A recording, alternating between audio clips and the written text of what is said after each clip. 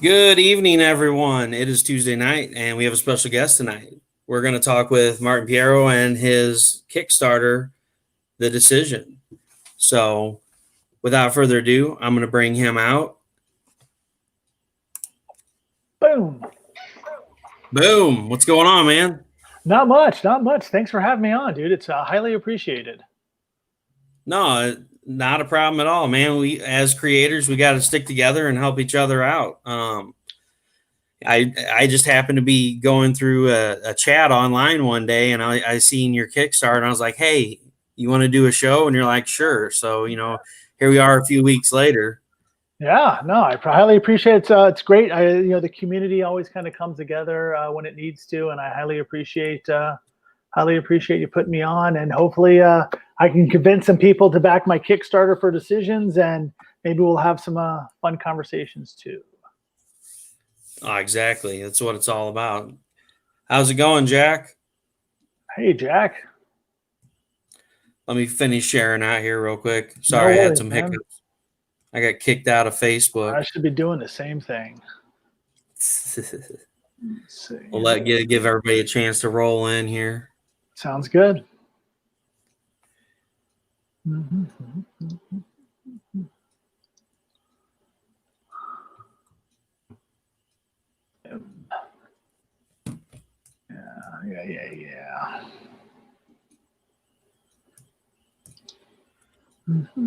So, how long have you been in the comic book industry, Martin? Well, that is a topic to get into. I technically I started when I was 13. Actually, I published a fanzine back when I was, I guess, in middle school, and it was originally called Metropolis Times, and then we changed it with issue 2 to Cosmic Times, and that name just kind of stuck.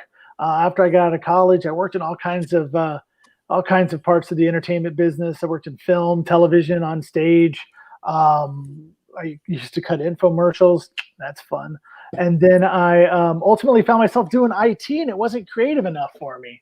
So I decided to get back into comics, launched a comic publisher to publish my works, and dusted off the name Cosmic Times. And I started that in 2008. So what is that, 12 years now, 11 years, something like that?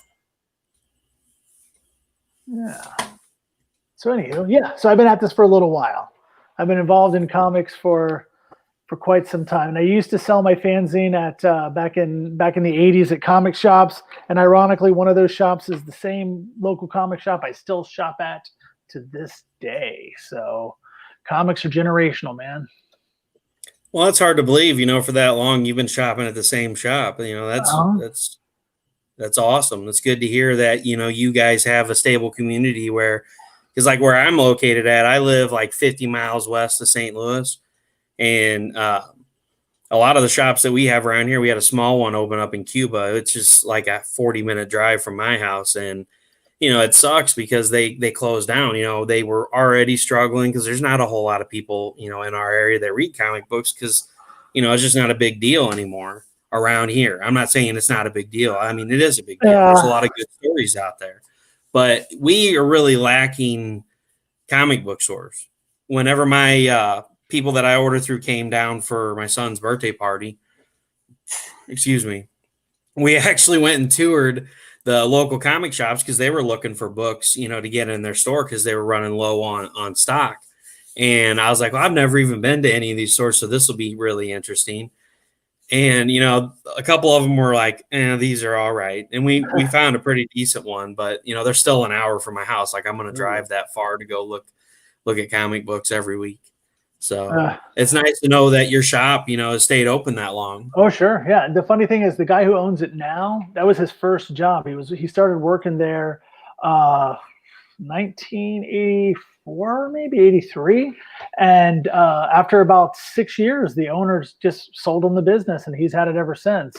So that was his first job. He's only ever worked in comics or in a comic shop, and it's been going strong. They got 2 locations now, one in West Palm where I live and one down south. But the thing about West Palm, it's huge, it's massive. We do only have 2 real comic stores in the whole area. So definitely readership has dipped here as well. It's just there's enough to keep 2 shops open. But outside of that, I don't know. It's the industry is always ebbing and flowing. It's always changing.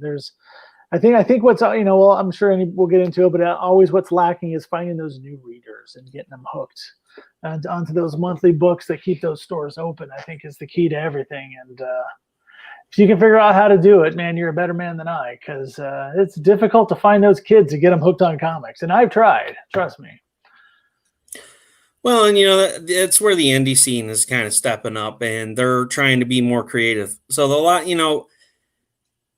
the problem with Marvel and DC is instead of I'm not going to try to get into a whole huge hoopla over it, with politics of the big two, but I see a lot of a major problem is they are taking their older characters that did really well back in the day, and they're like, oh, well, what if we made Iron Man female? Right. What if we changed the ethnicity of this guy? Instead of trying to create something new to cater to the new generation, they're taking the same character, rewriting storyline after storyline after storyline. And so they're not really giving people a fresh take on these characters or a fresh character that's really going to cater to the current readers. And that's where the indie industry really stepped up with COVID is, the big two completely stopped producing. They stopped shipping through Diamond. Diamond shut down. And indies exploded. And everybody's like, hey, these books have been here the whole time. And it's like, hey, these are awesome. So I think out of everybody being at home and on lockdown for several months and not having anything to do, and, they went online and ordered comic books for their kids, or, kids ordered comic books for themselves. I think this will possibly help kick things back into gear, hopefully for the next couple of years, and get some new readers. Plus the Comic-Cons are always huge too. You get some two kids in a school that are going to a Comic-Con, they tell all their friends, and then their friends are like, oh yeah, I've seen Marvel movies. Those are really cool. I want to go check it out. And then, so hopefully, when we get the cons will get back up and running again, because that's where a lot of the new people are brought in. They go in to do cosplay of their favorite character, and then they realize there's all these awesome books out there, and they're like, hey, I want to get into this. And so it's a tricky trade. You got to really cater to a wide audience, which, same thing with Kickstarter, and when you put a Kickstarter campaign out there, you're catering to one or more genres. If you're doing like a sci-fi fiction, you're only really going to appeal to that group of people. So you really got to figure out, how am I going to advertise to everybody that falls into this small group of people so I can fund this book. Oh, sure. And, I think I kind of view Kickstarter lately as the new comic shop. I mean, you go there, you look around, you go, this looks interesting, that looks interesting, I'll pick it up.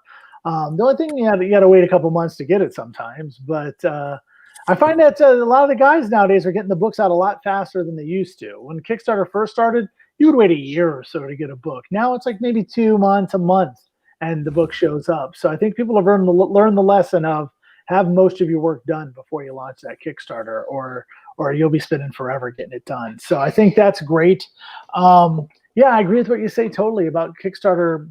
Due to the can we say it, the COVID knocking out the business for the bigger companies, it definitely opened the door for us, the little guys, to get in. The only problem is I was a Diamond distributed publisher, so I kind of lost when Diamond shut down. My plans for going back with Diamond kind of had to shift.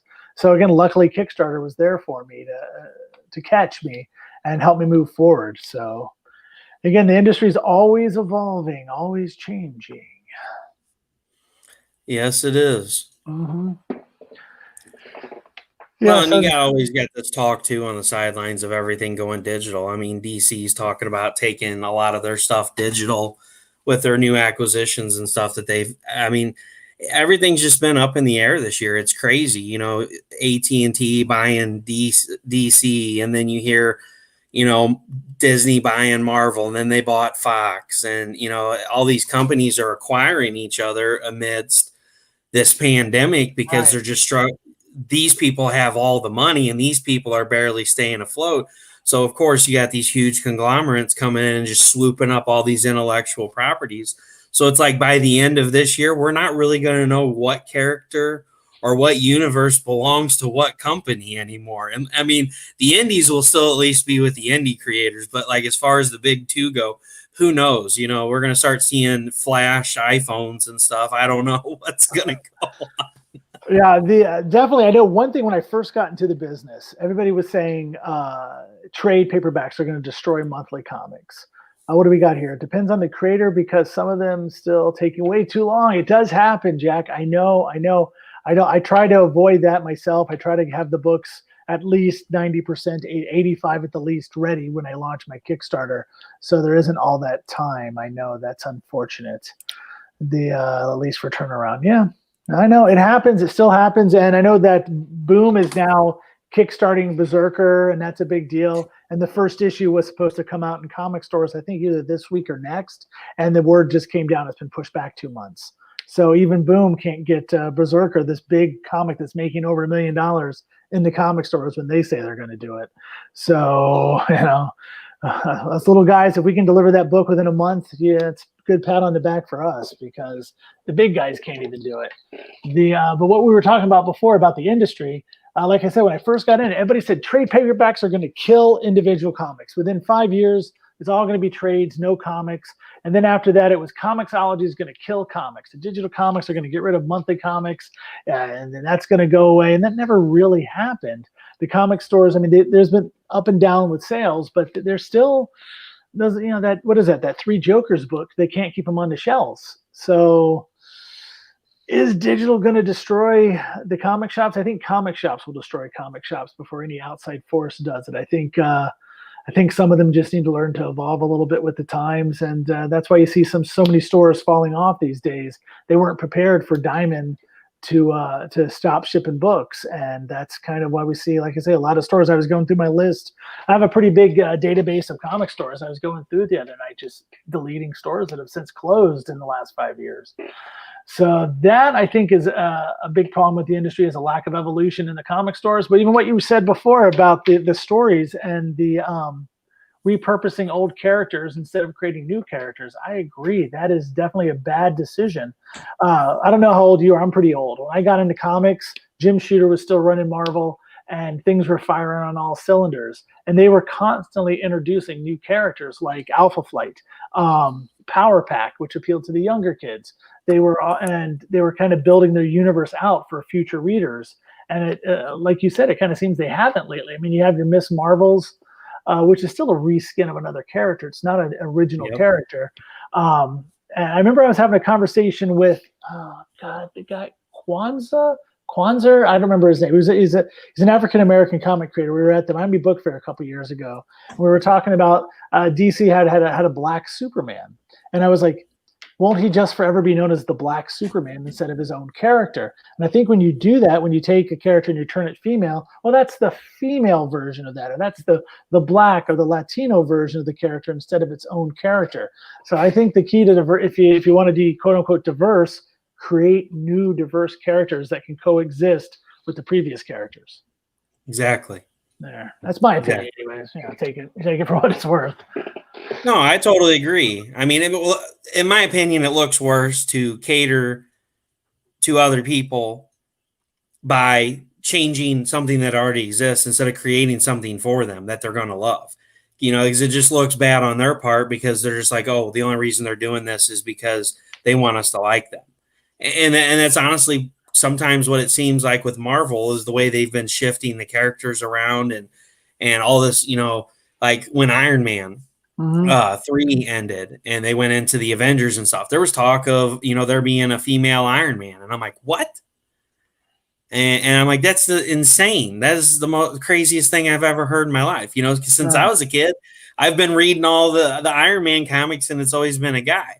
I'm like, I could see a female Iron Man, but, that's why, there was Iron Patriot and, and the other suits all had different names. And War Machine, so it's like, can't you come up with something different? Right. I mean, that's the key, instead of saying, oh, we're going to add more female characters, we're going to take the characters we already have and make them female. Make a new female character. I agree. it just, to me, it looks better ethically. Don't do it because you feel forced to. Do it because you want to. Do it because you feel like it should be done. You know. Sure. Hey, Steph, what's going on, bud? We missed a few comments here from Jack. There's that people. Going to have to wait 3 years. Oh, I guess we're talking about Berserker there. Yep. Aren't you more collectors and this other graded comics and read them? That's a problem with the industry too. One of my best friend owns a comic shop, so I get to see it first. And yeah, I work with my local comic shop on a lot of stuff too. And he'll tell you he makes his money buying and selling collections. The new comics are just kind of an additional revenue stream for him. It's the nature of the business right now. It's selling those. Hey, Steph, it's selling those collections.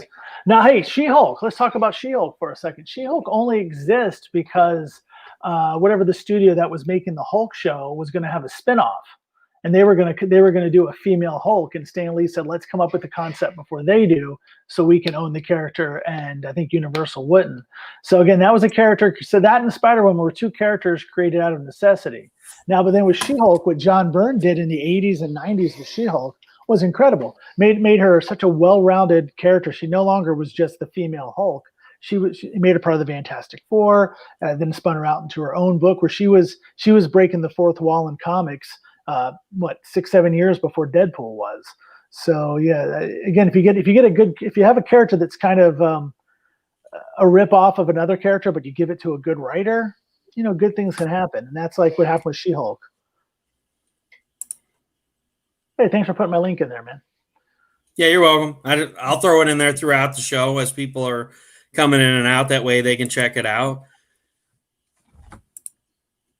But yeah, and that's exactly, Spider-Woman and She-Hulk, they were created out of necessity, and that made sense. And I think they're great characters. They didn't really do so hot at first.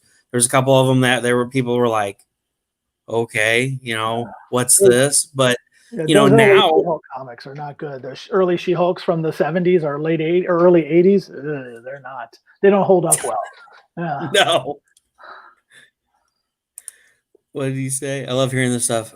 I don't know comics at all. Yeah.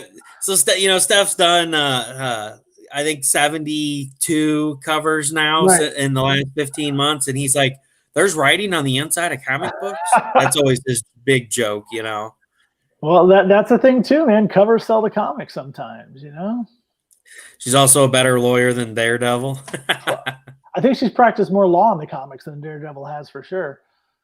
Definitely more courtroom with She-Hulk than Daredevil. So when you were growing up, who were some of your favorite characters? Who were some of the characters that inspired you that, you kind of was like, I want to start writing my own stories? Well, I've always wanted to write comics. So I've always wanted to entertain people since I can remember. And comics have always been part of my life since I can remember. When I was real little, what kind of pulled me to comics were the Star Wars and the Micronauts. And if I had a toy of it and then I could have a comic of it, well, that was great. So there was a lot of that, the old Godzilla comics in the 70s. I know Tom's a big fan of those. All those kind of things brought me in. But what Marvel was doing, especially with that Godzilla book, was the Fantastic Four were featured in that Godzilla book. And then the Fantastic Four was featured in Micronauts. So I kind of became a Fantastic Four fan because of those properties. And that kind of pulled me into the larger Marvel universe. And then when John Byrne took over the Fantastic Four, that book became my favorite book of all time. His run on Fantastic Four, I think, is better than Stan Lee and Jack Kirby's run. The second to it, but still better than.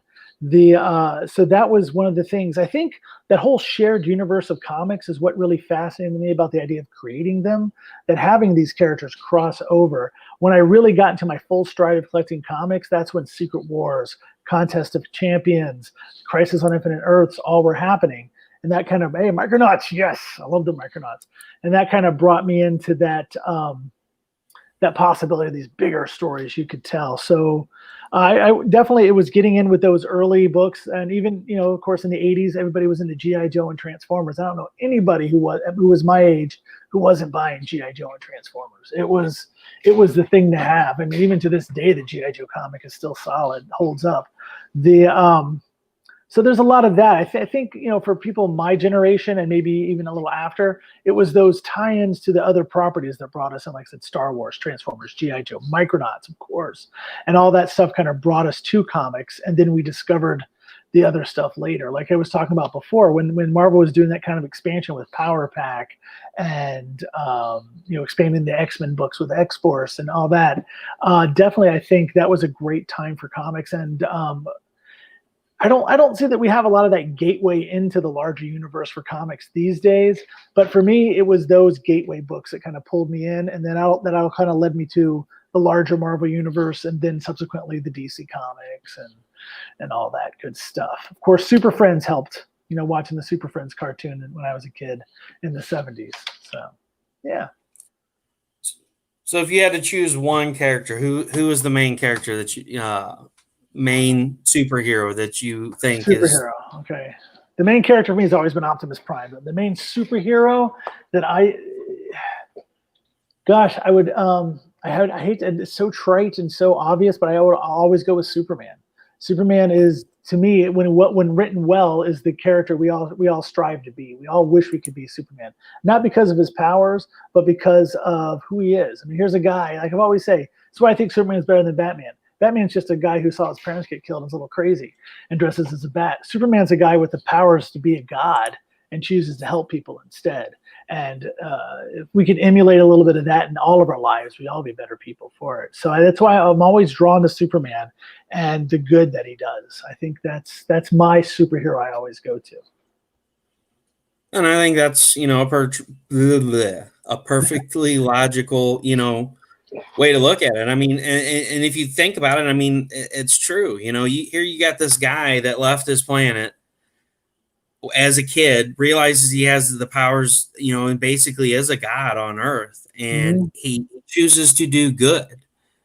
And, you know, that is in itself is something, you know, that mankind needs to learn, is kindness and helping others out, you know, Yeah.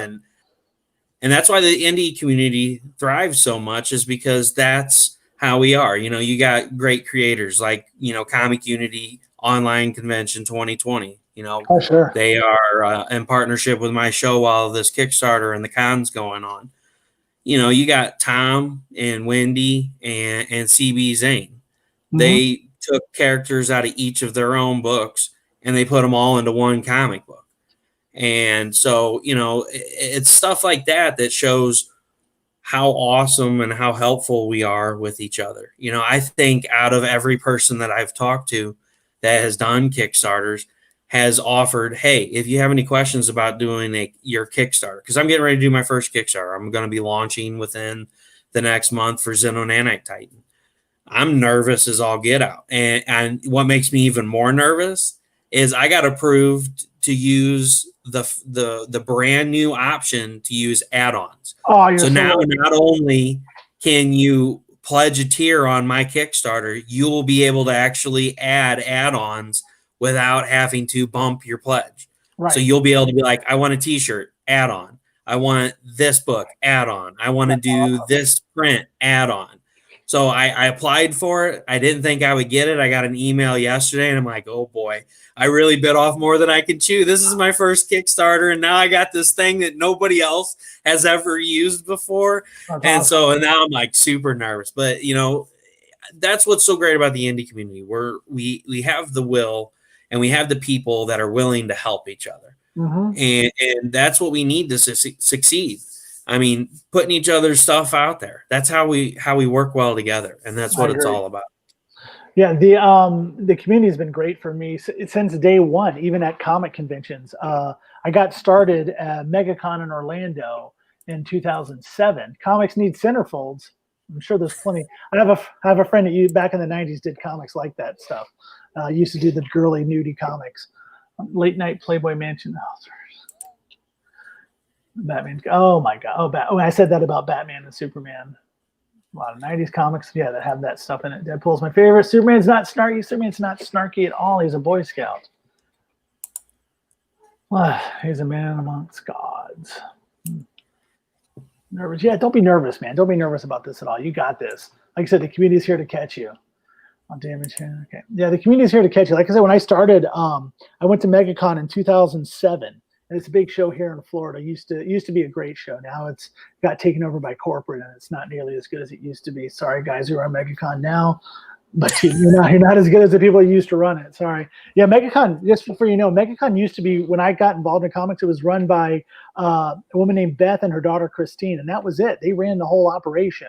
And it was one of the best shows, if not, well, I'll tell you, it was the best show in the state of Florida for years. Not so much anymore. But anyways, at MegaCon, I did a I went to a panel in 2007. It was Christian Baranek and Raven Gregory, and they were chatting about comics. And I remember I talked to him after the panel. I think I even emailed him a few times to get some information from him. Same thing, Jeffrey Kaufman, who is Big City Comics. He was just a wealth of information when I first started making comics. Even the guy that owns Coliseum of Comics, which is a huge chain here in Florida, I was at a con and he came up and he gave me some advice about getting going. So the industry there's good people in it who want to help other people. And I've seen a lot of it lately now that I've gone into Kickstarter.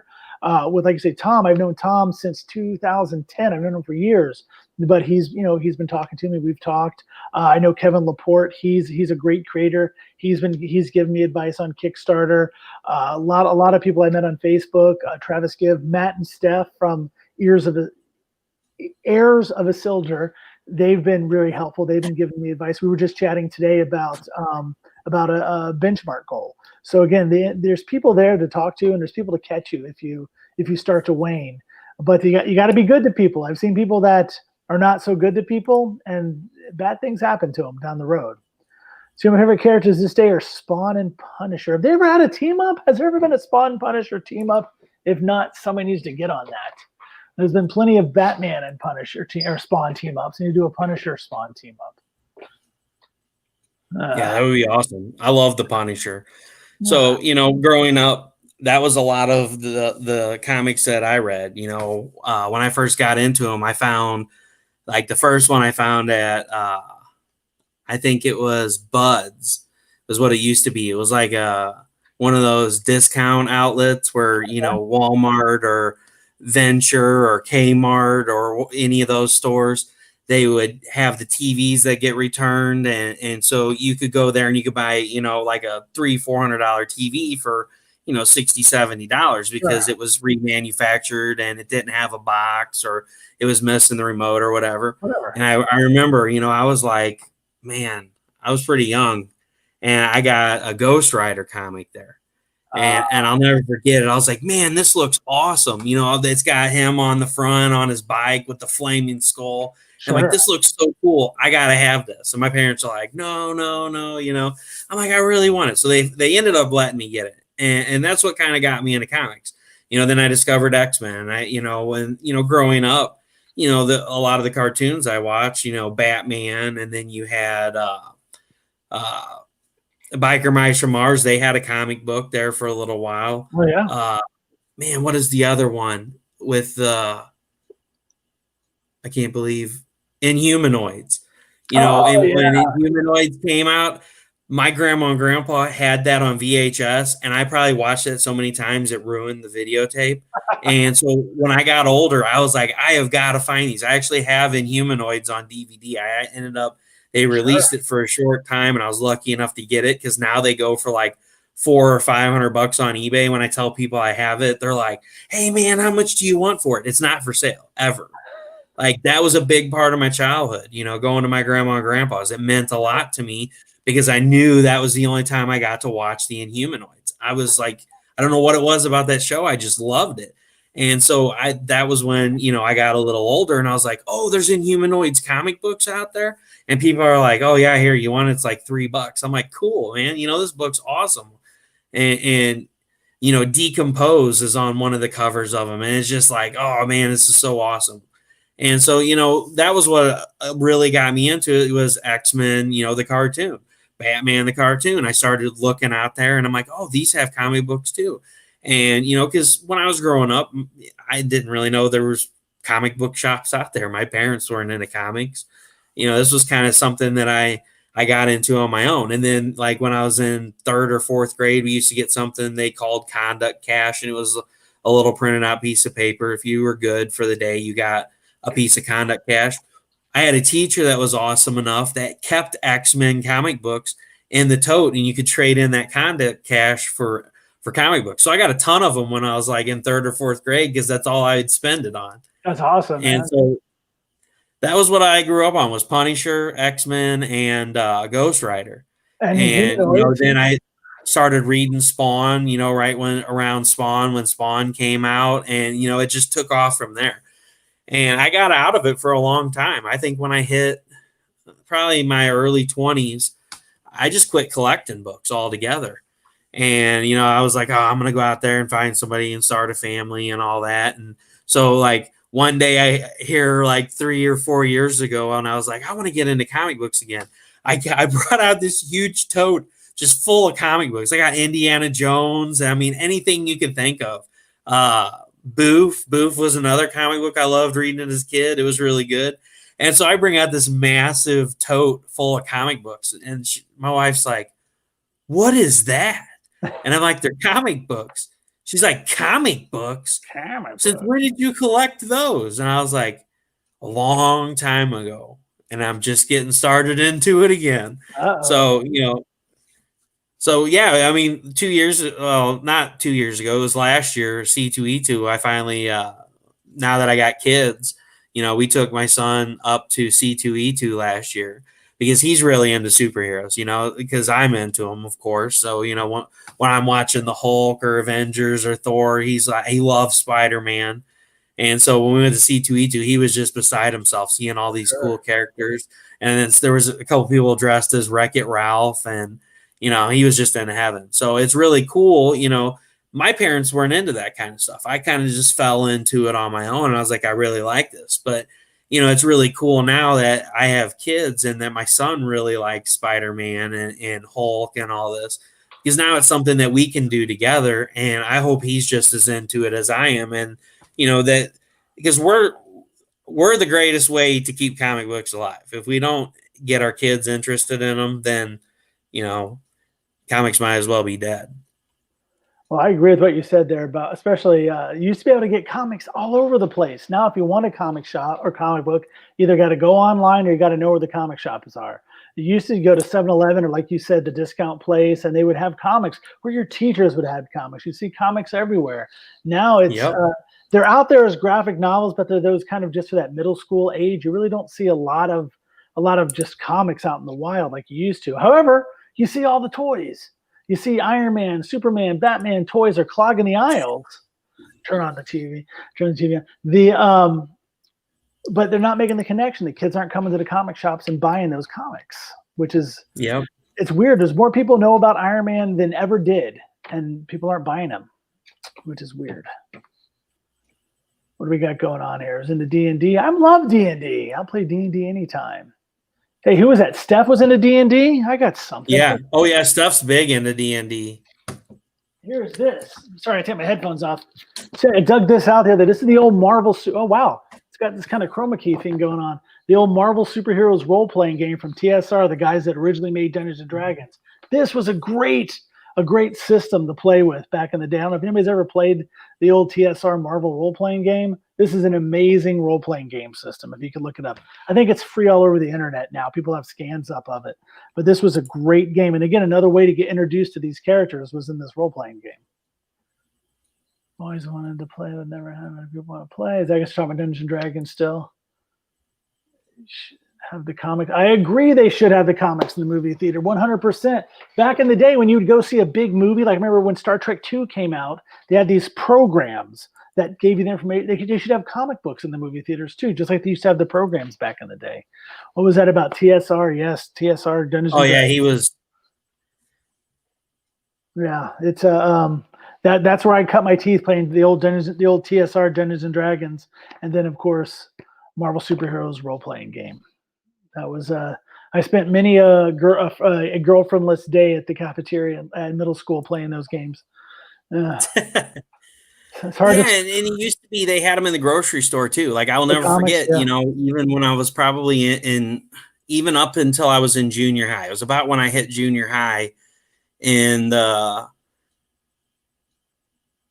guess it was the early '90s when they started to taper off in the grocery stores. Because like you used to go in there and you'd go up and they would have the magazine racks that were like the rotating racks, and they would have single issues, and then they'd have like the 5 bag or the 9 bag that you could get for $7 that had back issues that they were just trying to get rid of. Sure.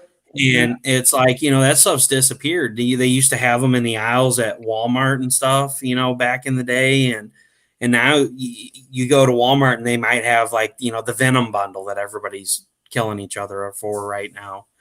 That's all over eBay for hundreds of dollars. And they don't really carry any of that kind of stuff. And like I said, earlier, for the people that weren't here, I don't have a comic book shop that's close to me. So, kind of in my area, there's really no way to get people interested in it because there's nothing out here. Yeah, there used to be even into the mid '80s or mid '80s.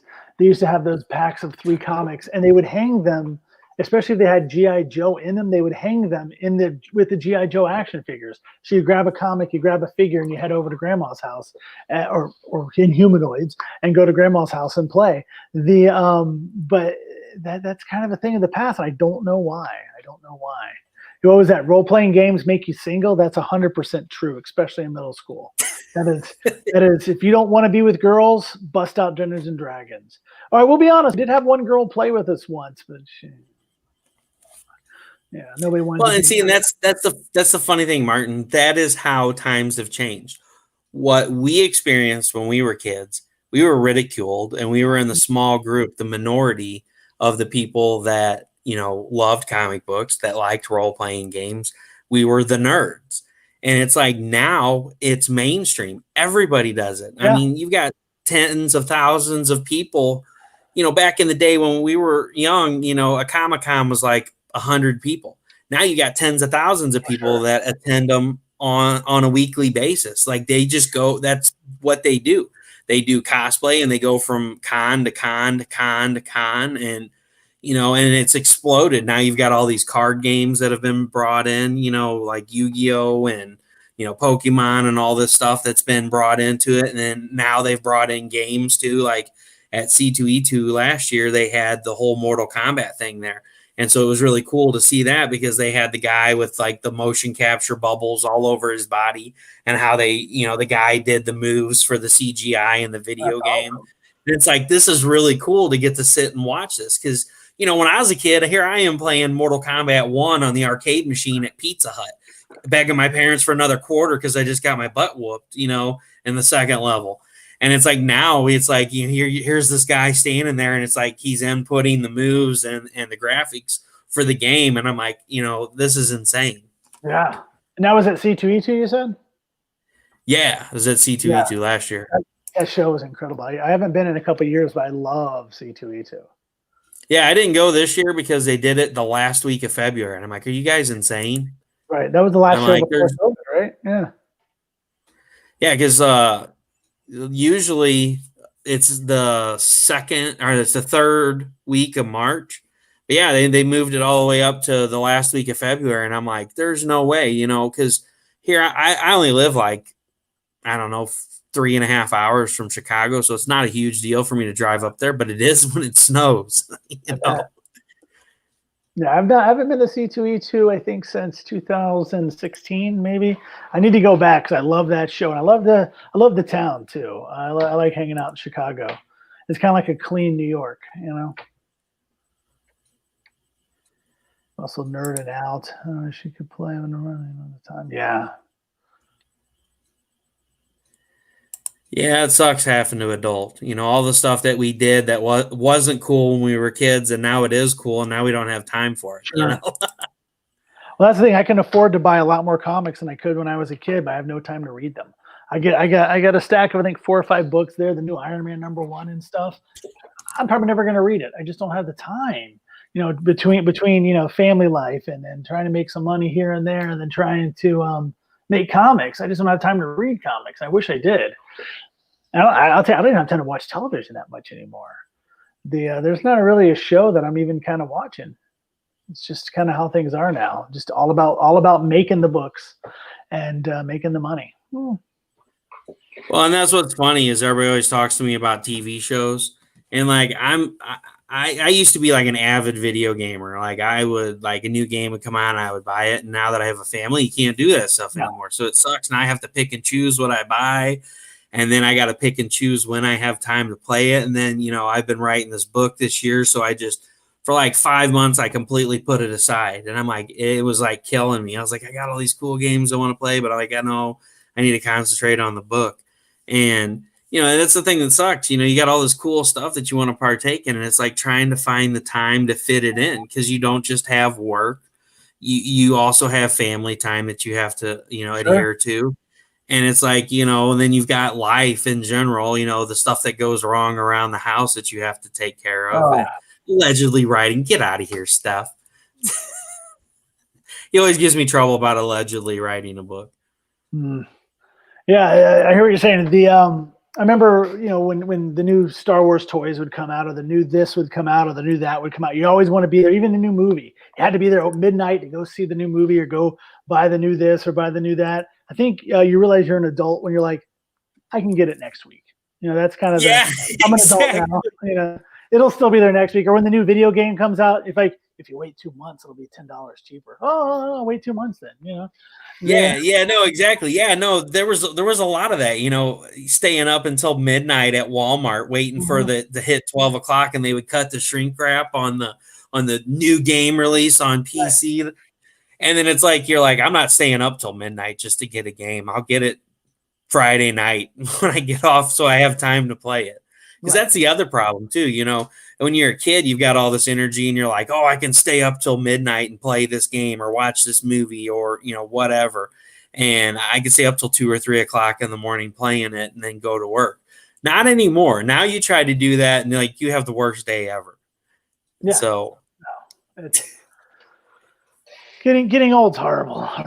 It is. Well, and now everything's digital. Like literally you can buy the game. Like, so if there's a game coming out next month, literally you can buy it right now and pre-download it so that all you have to wait for is on release day for it to download the release key for the game. It's already downloaded on your system. You can play it as soon as it releases. Yeah. Well, I'm a big Star Wars fan, and I guess there's that new Star Wars Squadrons game coming out. My daughter and I were talking about it, but I'm of the mindset, I got to play the little jewels on this. That's fine. I'll play Star Wars later. Can I play it in the bathroom? No, I'll stick to my iPhone. Thanks. So I know you got this book now on Kickstarter. Yes, Decision, the one shot. Yes, it's actually. How did that come to be? Well, it's the third one shot I've done called Decisions. This was Decisions, a minor variation. It started off, my first book I published was called Arthur the Legend Continues. I have a copy of the trade paperback right here with that beautiful cover. Look at that. Anyway, so I published that. I put out at MegaCon in 2009, and it sold out. I was like, oh my God, I'm a comic book publisher now. I need to start doing this full time. But I started looking at the economics of it. And if I don't have more titles, I can't scale up the sales, and it's not worth the effort. So I came up with, I was actually pitching something to another company, never heard back from them. So I took that idea and I formed it into something called Decisions. And there's stories about people who are at crossroads in their lives or about to make a big decision, or have made a big decision. Maybe it was the wrong one. And these two ethereal guides appear, and they kind of will show the people different outcomes, take them forward, backwards in time. Like the last one we did was about a guy who was molested as a kid. Yeah, I'm sorry. They're really hard, real hard stuff I put in these books. It was a guy who was molested as a kid, and he remembers it one way, as this loving thing. And the guides take him back like, no, man, you were molested. This wasn't, you were a kid. You couldn't even give consent. So, and then he could begin the healing process. So there's stories like that, hard-hitting slice of life stories. This new issue, I wasn't even going to do another Decisions book, but with all that's going on in the world, I felt motivated to do one. And so I put two stories together and got two art teams together and put out a new Decisions book. And I'm proud of it. It's two stories. One is about, hey, please, click that link. One is about a young man who gets shot. He was involved in a breaking and entry to a house and got shot in the process. And everybody at the funeral is blaming his friend. You know, his friend put him down the bad path. His friend caused all these troubles. But in our story, we kind of explore that that's not really what happens. That you know, your older siblings or your parents are more of an influence on your kids than you realize, and that's kind of what we explore with that story. And the second one is just a straight up story about a man who's given up on his dreams. He's about to give up on his life.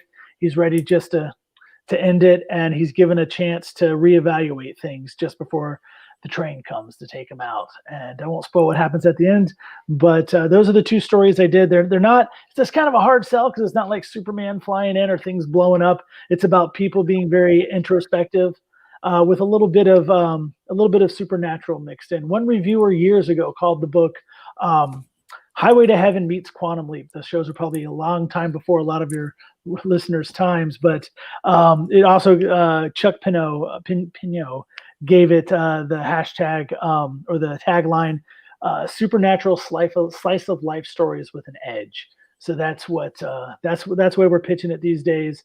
It's they're a little edgy, but it deals with the real people facing real situations with a little bit of supernatural mixed in.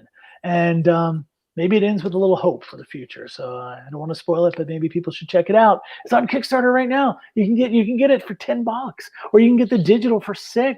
I think it's $6. It's $6 or $3. So jump on in, check it out. For $3, it's worth it. Check out Decisions, a Minor Variation, currently funding on Kickstarter right now. So that's my pitch. I know it's a little long-winded, but that's what Decisions was. It was, like I said, it was the second thing I created, and this is actually the fourth one-shot I've done. They're not connected. The guides, the ethereal guides, don't even have names. They just kind of show up, and they kind of serve the plot of helping the main characters find where they need to go. Anywho, so yeah, that's that. Yeah. And that's actually I think it's the 7th thing I've kickstarted. Yeah, it's the 7th thing I've kickstarted. And it's actually the 4th in a string of books I've kickstarted. I just wrapped up a 3-issue miniseries, and this was the follow-up. The 3-issue miniseries was called From Blood. Those are available on my website at cosmictimes.net. And like I said, Decisions is on Kickstarter. Anyway, so what's going on in the chat there? What's all that about? Oh, he said you were talking about being long-winded, and he said not as long-winded as my book. Oh, it is no. not that long-winded. Everybody makes fun of the title of my book, but that's fine. That just means it's Xenonanite Titan, The Fall Before the Rise. That's not bad, but what is Xenonite? Sorry, come again. What was the first word? Xenonanite Titan. Xenonanite Titan. Is that one word? Xenonanite Titan? Yes. Wow. Well, Xenonanite is. Titan okay. separate. All right. Because that's like that Titan kind of just rolls out. Yeah. And you're launching what next month, right?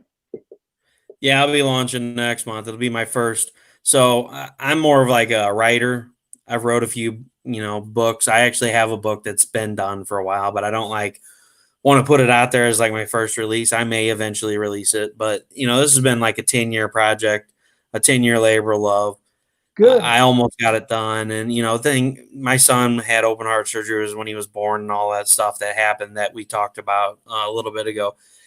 That's what pushed me to go ahead and do the project this year was what I found out in January. It's like, I've been trying to put this book out for 10 years. And every time I try to work on it, something pops up in life, it's just like trying to find time to do the stuff that we enjoy to do. I just couldn't find time to do the book. And so, when I thought I had cancer, I was like, what's the thing that I regret the most? And I'm like, I regret not finishing this book. So I started telling people about it. And, one thing led to another. And then like in February, Russ Explode Studios was formed. And I started my own, author page. And I started doing live shows that were just supposed to showcase, the artists that were going to do pieces for the book. And then people started asking to be on it. And I'm like, why not? Why don't I just turn this into a show? Because I really enjoy doing this. Sure. 3 years ago, it's been 2.5. It's going on 3 years ago. I started Art Exposure, and that was my whole big thing. Is I wanted to get artists and creators to come on and go live and show off their work because everybody always does cons and stuff like that, but nobody really had an online presence.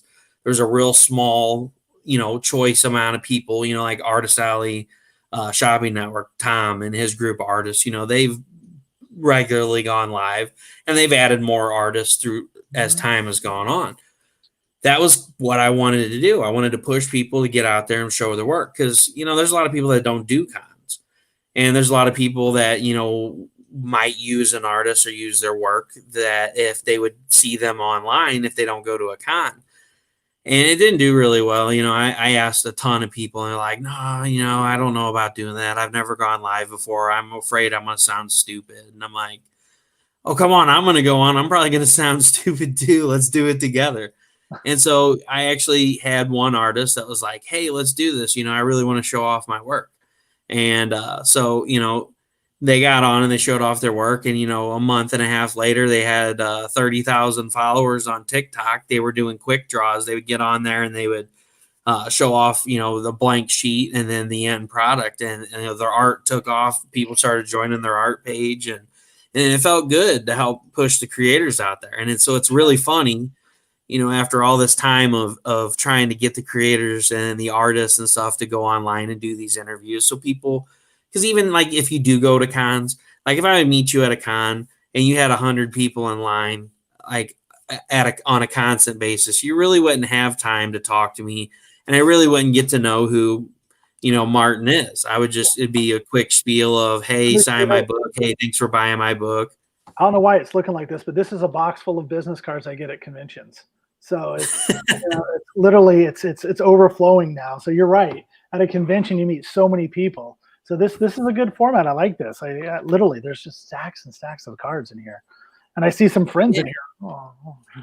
The people I've made connections with on Facebook that I probably didn't even give a second thought at a con, I'm seeing in this box right now, which is kind of odd. But yeah, you do enough cons, you see enough people, they all kind of blur together. So yeah. Well, then you just don't get the time to talk to them. You get your book signed, and it's, oh, thanks for liking, following me and liking my art. Have a good day. Sure. On here it's like everybody gets a chance to ask their questions. Everybody gets a chance to know the person behind the name of the book. It's like everybody knows what Todd McFarlane looks like, but not everybody's had a chance to sit down and talk to him. And so, he created Spawn, he did all this cool stuff, and there's so many people that love it. But if you would go up to him at a con, I guarantee you the line's going to be like all day long out down the aisle. Oh yeah. He won't have a minute for you. Yeah, exactly. But when he goes live and you get on there and you talk to him, there may be 2,000 people watching him, but he can read every comment and he can take the time to answer questions and, really cater to the people. So this is more personable experience. And it's really cool. And so, COVID happened. And so it's like what I've been trying to do for 3 years now. Everybody's like, hey, this is what I want. I'm trying to do because there's no cons. And I'm like, sure, no problem. I'll have you on. Sure. So going to get their name out there at this point. It's so difficult right now without conventions. I hope this continues after COVID, God willing, goes away. That this kind of continues, that we keep these kind of conversations going on online, and then mirror that with the convention scene, and just even bring the community more together. Well, and see, that's been a lot of my big fear, is I really worry about, after COVID, this kind of goes away. I'll still be doing it. I hope it doesn't. This is what I wanted to do before COVID happened. And now that it's actually gotten somewhere and everybody's been forced to do it, and everybody sees how much of a garnering they can gather with putting their self out online. Anybody can go and buy a book and it has your name on it, but they don't know who you are. And then if they never happen to go to a con that you're at, they're never going to get to know who you are. But through these online venues, if somebody would search your name tomorrow, this video is going to pop up on Twitch. It's going to pop up on YouTube. It's going to pop up on Facebook, because we're streaming to all 3 platforms right now. And they can be like, oh, okay, here's this guy, that's really cool. He liked Superman was his favorite character, and he liked Transformers when he was growing up. I like that too. Or Micronauts, it gives you a chance to really better get to know the person behind the name on the book, instead of just buying a book and you have no idea who this person is. Or same thing with the Kickstarter. You got Decisions, the one shot. on Kickstarter right now. You know, there's people that'll come across on Kickstarter that have no idea who you are. You're just a name and a big group of people that are all trying to push their project on Kickstarter. And this gives you a little bit more of a chance, you know, to put your name out there and for people to know who you are. Mm-hmm. No, I agree. But I'll definitely keep doing this. What was that? I said I'll definitely keep doing this, though. I mean, whether cons pick up or not, I enjoy doing this. I mean, it's great to sit down. It's great that you guys take the time out of your day to, you know, talk to us and give people a chance to ask questions. But, you know, we're making relationships with people. You know, whenever my book goes out on Kickstarter, it's not going to be like, who's this Russell guy? And it's going to be, you know, hey, this is the guy that does the interviews and stuff and had all this stuff going on. He was talking about this super badass book that's coming out later this year. It's finally here, you know. I got to get this. Right. You know, I've been hearing all about it for months. I'm super excited, you know. And that's what it's all about. It's about getting out there, making relationships, and letting people know who you are. And not only they're buying a book, they're backing somebody that they believe in. Yeah, and like I said, there's a whole community aspect too, where I'm on your show, and then you're going to launch a book, and then a lot of things you see happening, or people will share people's books in their updates on the Kickstarter. Now you're on my radar, so you'll get shared to my followers on my Kickstarter, and that's how we build our audience together. You know. How many issues are you planning for decisions? I am not planning any. I wasn't planning on doing any more after the last one. The last one I was kind of done with it. It was never meant to be a continued series. It's supposed to be individual stories, almost like an anthology. Sometimes having 2 stories in each issue. And I was kind of done with it. But then with what's going on in the world, I was just motivated to write more. So I did, and take care of stuff. I did, and I actually have a new story I'm working on in my head for another decision. So there may be another one down the road. I only write them when I think I have something to say. I'm one of those kind of. I write for fun on some projects, but if I don't have something to say for like a book like Decisions, I'm not motivated just to write decisions books if I don't have something to say, because that's what one of the things I always give advice to writers when they start writing their stories. I was like, well, I got a great idea for a character, but what are you trying to say with that character? I'm going to try to say that he's going to beat up the bad guys. Well, what are you going to try to say with the character? And I try to break it down to what is the point of your story and what is the point you're trying to get across. And with Decisions, I have a very clear point I'm trying to get across. I'm not trying to change anybody's minds or push my agenda over anything else. But my point is, always, the point of Decisions books really are always look at things from more than one point of view. And that's what happens in these 2 stories in this book. And in all the ones previous, it's kind of the same thing. Like I said, the guy who was molested, he had his strict point of view on how things happened. And it took somebody actually taking him back in time to let him know that that's not really what happened. So that's kind of what I try to do with the Decisions books. So yeah, there's not a follow-up to this one planned yet. Because following this, I have a couple of mini series I'm going to float up on Kickstarter, and then I might do another Decisions book if I have something else to say. We're in an election year. Who knows what I might feel like writing about next year? You know, if the whole world changes in November, we'll see. All right, let's pop this up there. Sorry. While you were talking, I had this loading in the background. Do your thing. Ooh. So for those of you that haven't seen his project yet, here it is on Kickstarter. And I'm glad to see you got a nice bump this morning. Yes, I did. Yes, a bump and then another smaller bump after that. So we were at 49 backers last night. We're at 51 today. So that's 2 a day. If we can keep that up to the end of the campaign, we'll be doing fine. We're almost to our goal. We're less than 450 away from our goal. So I think we're going to get it. So hopefully some of your viewers want to jump in and back the project based on the things I said about the book. And those are the 3 covers right there. The first one's by Oscar Pinto, and the second 2 are by the guys who actually worked on the book. The cover B is by Fred San Oliveira, who did the first story in the book, and the second one is by Michael Dorman, who did the second story in the book. And if we hit our goal and hit our stretch goals, there may just be a cover D and another story added to the book, but won't put the cart before the horse. Those are the last pages we need to get colored. I'm still getting the book colored, but that is from the first story. That is Here a Train a Comin'. That's about the fella who's at the end of his rope, and he's sitting at the literal crossroads of his life as a train comes barreling toward him. So that's the first story. And then Jack said that is what makes the indie scene great, because you're not shooting for monthly or bi-monthly deadline. You're shooting to make a story that is amazing. And that's exactly what I feel you hit upon. You're not looking to pump something out there just to make money. You're waiting until you come across a story for the next book that you do. So it's actually something that has substance to it that people are going to want. I hope so. Hope they want it. We're hoping we're funding it. So hopefully people will want it. Yeah. Just have to discover it. And that's the second story. That's My Brother's Keeper. It starts off actually at the funeral for the young man. And then the guides, they show up with their ethereal Kirby crackle and take him on a journey through his own past to see what might have led his brother to his untimely demise. Don't want to spoil it, though. And then this is something I'm doing for the first time. I've never released any of my scripts to the public. I've written a ton of them.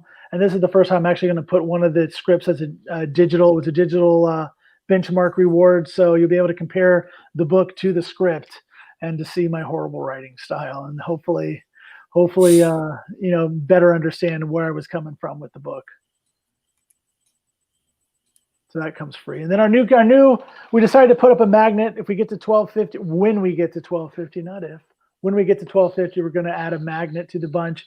So we're going to have little things like that we'll add as benchmark and stretch goals as hopefully the campaign keeps going for the next week and a half. I should say it ends on October 10th. So, yeah. There's the covers. I said that's Oscar Pinto's. Then that's Fred San Oliveira's. I like that cover a lot.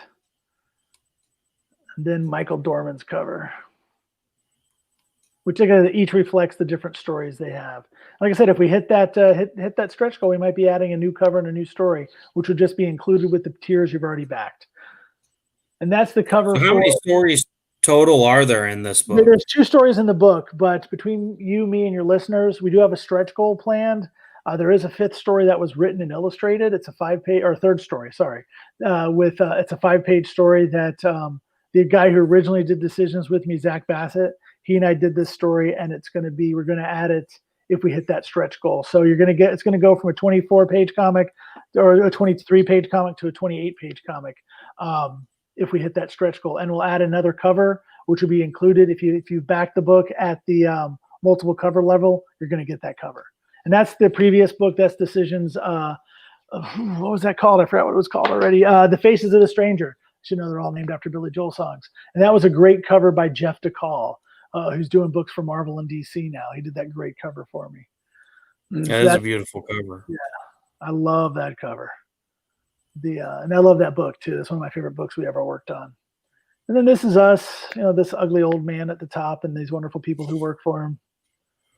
You got Michael Dorman mean mugging in that photo, but there's the that's the team that currently is working on the book. There's a spot in the middle there left for Zach if we hit that stretch goal. So, and then you got this guy here, that Chuck guy. Yeah, I know he's sketchy. Actually, you know what? I'll tell you why I hired Chuck. I did my previous Kickstarter for From Blood issue 3, and there was a misspelling in the Kickstarter. And he quietly sent me a Facebook message and said, "Hey, buddy, I just want you to know you have a misspelling here." And I'm like, he didn't go on Facebook and go, "Haha, look at this idiot can't spell." He quietly messaged me, and I was like, "Dude, I'm hiring you to be my editor from now on out." So that's what happened. He's actually edited 2 stories for me, and I'm prepping my next script for him to edit once this Kickstarter wraps up. So like I was saying, and I just give him trouble. I love Chuck. Chuck's a great dude. Yeah. And like I say, if you're cool to people, people will be cool to you, man. If you're a jerk to people, eventually that will come and bite you in the butt. So I'm super stoked to see what Belial 2 looks like. I gotta get the first one. I don't have the first one. He was talking about the second one, and he's like, it's all dirty and stuff. I'm like, well, what's this about? I gotta take a look at the first one still. Oh yeah, hit him up. He's got copies. I think they're not expensive either, and they're right. Yeah, and it's fun. It's good. You definitely got to check it out. Yeah, I want to. Yeah, he did a great job. Wendy. So I don't know if you have an editor. He's a great editor. So if you want to take he's somebody definitely to look at your scripts. And so is the other guy. The other editor I use, Andrea too. He's a good guy too. But like I said, Chuck won my confidence with that quiet little message about my misspelling. So anyways, yeah. That's and I guess these are your tiers here. That's right. $3 for the digital. Come on, what's $3? $3 you get a digital copy. $6 will get you two books. That's the previous issue and this one. $10 is the physical of cover A. Then each cover is a little bit more. $12 for B and $15 for C because there's doing less quantities of them. For $15, you get a great digital collection, all of From Blood plus the 2 Decisions books. $17 gets you 2 Decisions books physically, plus all the stretch goals that we're adding as well. The 3 cover collection for $32. And then the $38 tier, if this is the one you back, you're going to get a free cover if we hit that stretch goal, a free additional copy of the book if we hit that stretch goal. And then we have sketch covers. Both Michael and Zach agreed to do sketch covers. They're $70 because the artists have to get paid, but they do, both of them do quality work, and you would do yourself a favor if you got one of those sketch covers. Because I don't know if you go back and look at the From Blood Kickstarter, Zach did some amazing work on the sketch covers. So that's something. There's certain collectors that like that, so I added that to the campaign. And since both of the artists are in the U.S., it's easy to ship them to them and get them back. Because that's always the thing with Kickstarter: shipping. Always calculate that shipping. And this is what we sold this morning, one of the Ultimate Collector's Packs. It has all the covers plus 2 sketch covers, one by Michael and one by Zach. So for $1.75, you get 2 pieces of original art, and in total, you're getting, 5 comics. So I think it's a good deal. It's a little pricey, but I think it's a good deal. Plus, you're supporting an artist and a writer. We sold one. We only have one left. So if you want to get yourself 2 sketch covers, jump on that Ultimate Collector's Pack tier. And that's for those of you just now joining, I'm going to drop the link in the comments again. Thank you, man. Thank you so much for that. And thank you for giving me time to show off the Kickstarter, too. Absolutely. And then the risk and challenges and the fine print and whatnot. I tried to keep it simple. Didn't add too many crazy tiers. I've seen some of these other campaigns that have so many tiers. I don't even understand what half of them are sometimes. So I try to keep it. It is. I mean, you see like 50 different options, and there's only one book, and I'm like, I don't understand. What am I backing? So I try to keep it as simple and clear as possible. So again, thank you so much for showing that. Yeah, it's not a problem at all, man. I try to bring it up when I can. Some nights, StreamYard is not so cooperative with loading stuff. So, there gets to be those gremlins and the wires. It's a pretty good app or application. I'm kind of just now learning about it because of these shows, and it's pretty cool. So, I guess, like you explained earlier, you really don't have anything planned so far up the pipeline. Any secret projects you have coming up after this minor variation? I have tons of projects coming up the pipeline. Actually, I did a thing. Last month, no, this month, they're still in September. I rented a place on the beach and in Vero, and I got some creators together, and we sat down. We did some Zooming, whatever, with other creators, and we kind of planned out our 2021 there. I actually have enough projects that I'm actually into 2022 planned out. Coming up, I think our next project is going to be a release of our Deep Space Tragedy series. Is one box set, collector set, with all the variant covers and all of the regular covers, as well as some specials. That all depends on if the artist agrees to do it. After that, we're finally going to release our series, The Good, the Bad, and the Prehistoric, about dinosaurs and cowboys. And then after that, I have another book that I'm just now finalizing the script on called Star Razors. That's going to be out probably in summer next year. So I got a lot of stuff coming up the pipeline, actually. Plus, like I said, I'm reissuing Deep Space Tragedy as a box set, and I might reissue another book called What If, What IF, not What If, the Marvel book. That was kind of a long time coming. It was released a few years ago and didn't really get the audience I thought it deserved. So I might run that up the Kickstarter pipe as well. Also, I'm toying with Indiegogo. I don't know what you know about Indiegogo. I've been looking at it. It's not on my definite plans for 2021 yet, but for all the trade paperbacks I'm going to be producing in the next year or two, I'm thinking about taking them to Indiegogo and seeing if I can find a new audience that way. I'm not sure. That's one of the unknown. That's kind of like the wild, wild west of crowdfunding these days is Indiegogo. And there's a lot of politics and craziness involved with it, but if people are there spending money, I would like to be there too. Well, and you know, another thing that's an option too. I've seen a lot of, and this is for anybody in the audience as well that runs Kickstarter. I've seen a lot of creators doing a Indiegogo after campaign. I've seen So that too. so like Eric Hawkins with his Zombiful World of Oz, he did his campaign on Kickstarter. It reached funding. He only had like, I want to say $300 to hit the last stretch goal. So he continued his campaign on Indiegogo, did an exclusive cover on Indiegogo. That way, if anybody wanted this extra cover that backed it on Kickstarter, they could just buy the one cover on Indiegogo. But the reason why is because some people won't back on Kickstarter, period. For some reason, it's the same reason why there's Republicans and there's Democrats, there's Kickstarter and there's Indiegogo. Some people hate Kickstarter and some people hate Indiegogo. So I've seen creators actually, you know, like Eric Hawkins, take his project to put it on Indiegogo, earn another $1,200, $1,300 on Indiegogo, and it not only helps them sell more of his book, but it also helped out the backers on Kickstarter by allowing them to unlock the last stretch goal, because he included anything that was made on Indiegogo towards that stretch goal mark. So everybody on Indiegogo also got all the stretch goals from Kickstarter.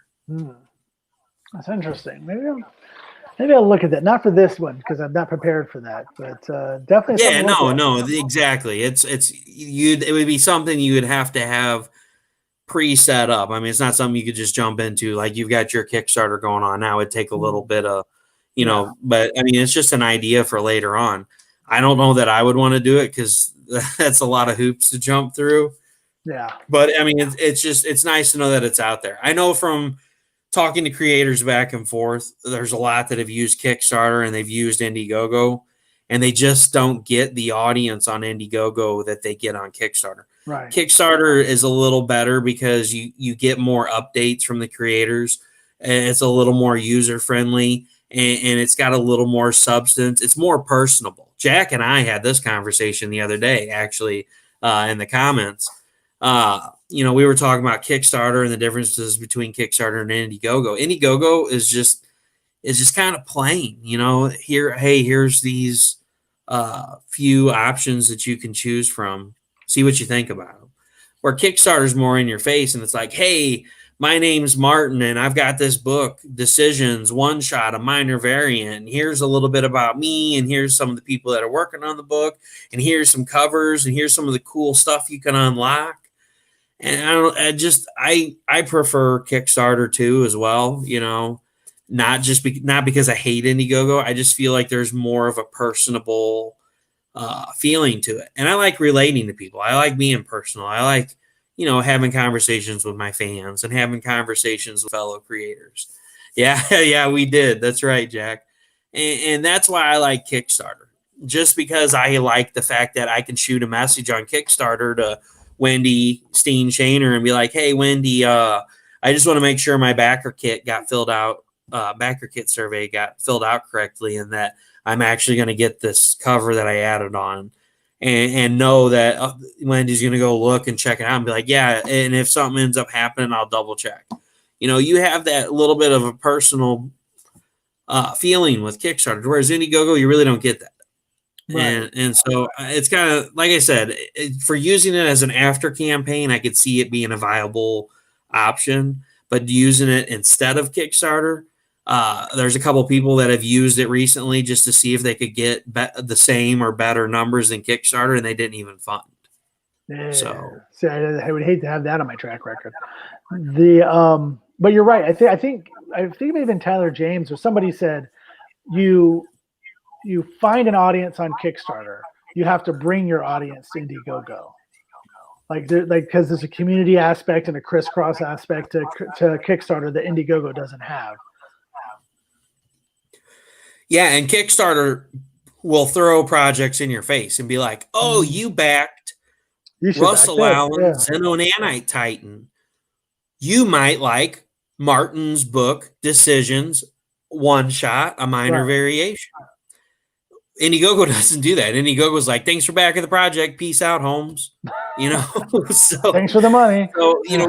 Kickstarter's a little more in your face. Like, not only are you, when you back something, you get that personal experience, but they're also going to throw stuff at you that is related to that content. So you have that aspect too with Kickstarter. So if somebody backs something close to what you have, Kickstarter might throw your project in that person's face and say, hey, check out Martin's project.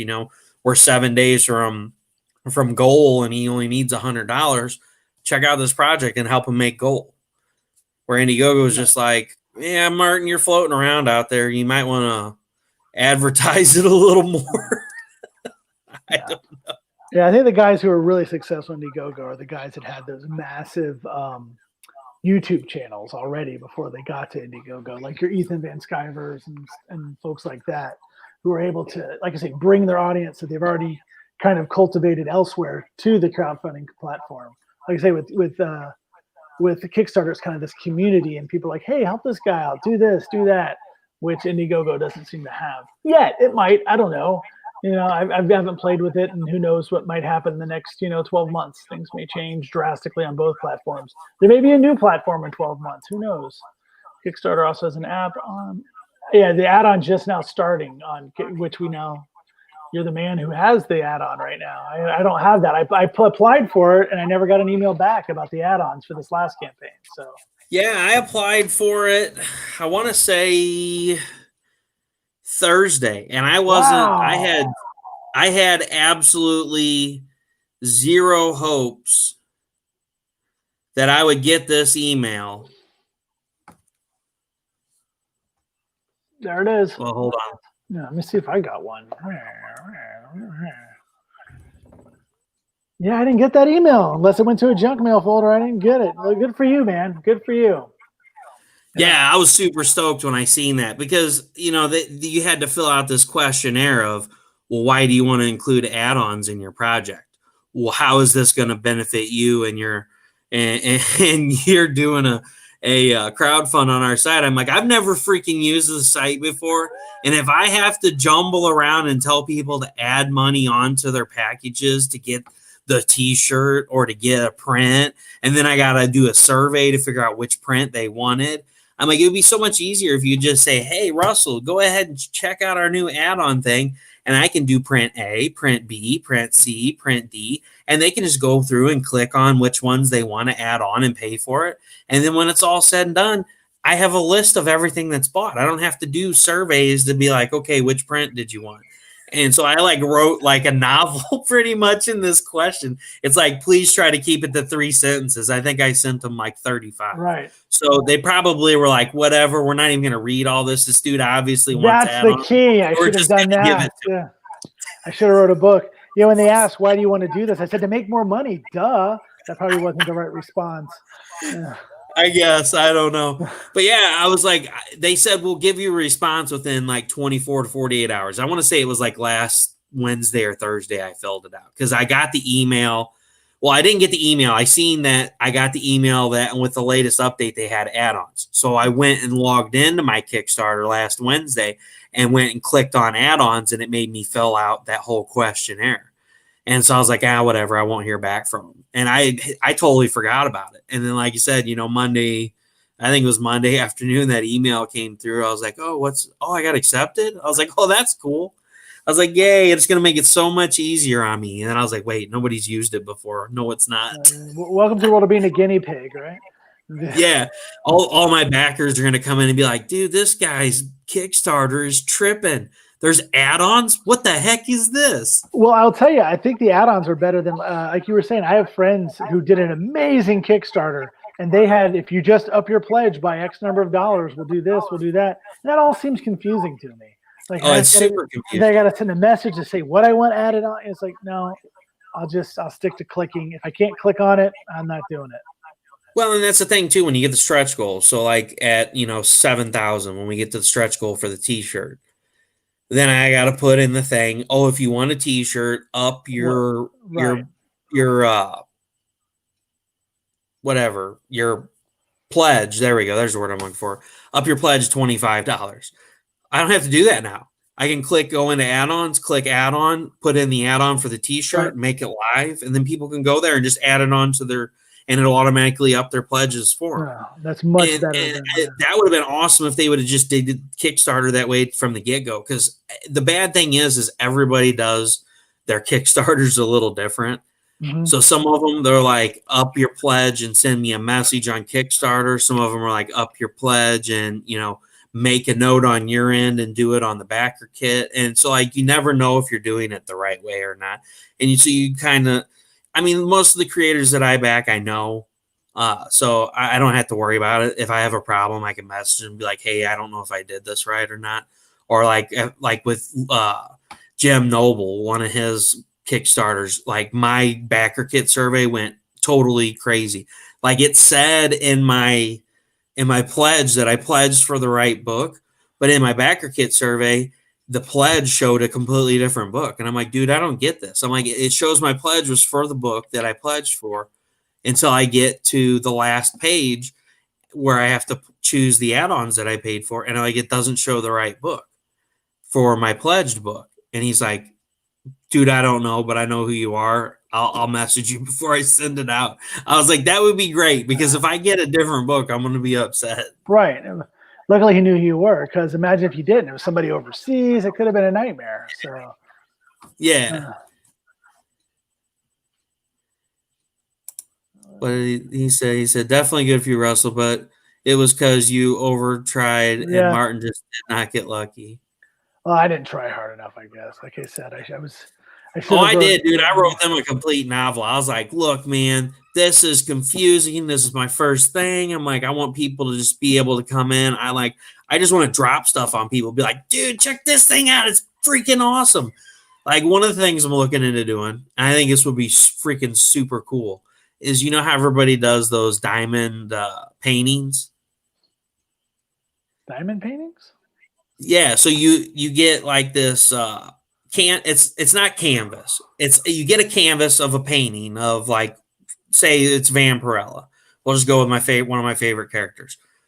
You get a painting of Vampirella. So it's basically like sticky backing, and you take this tool and you place diamonds on the sticky backing, and then when you're done, it's actually colored to whatever color, like if it's black and white, it'll be black and white, so it'll be different tones of gray, black and white.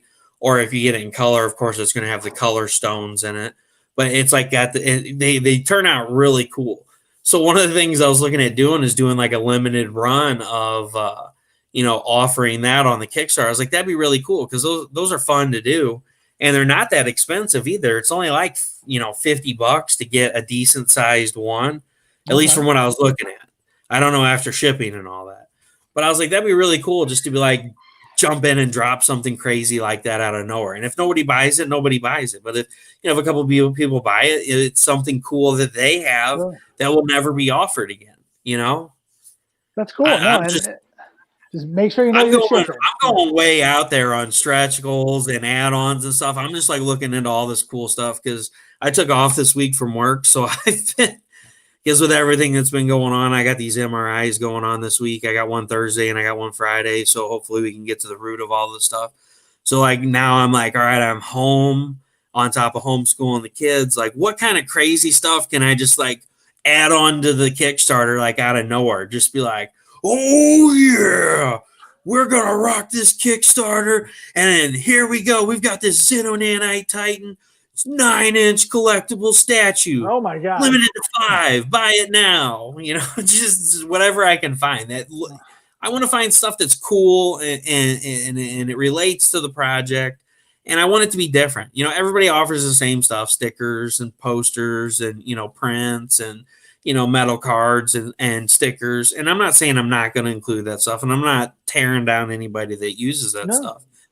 I just want to be different. Because I'm different on everything I do. I don't like doing stuff the same as everybody else. So I'm going to come up with some crazy stuff. People are going to be on my Kickstarter like, what the hell is this guy doing? It's just like out of nowhere. He's dropping like a freaking bobblehead of Xenonanite Titan, limited to 10. Get them for $15 a piece. And make sure you get your shipping figured out, though, man. That will kill you. That will kill you if your shipping's not figured out and all that stuff. My first 2 Kickstarters, totally lost money on them because I didn't calculate the shipping properly.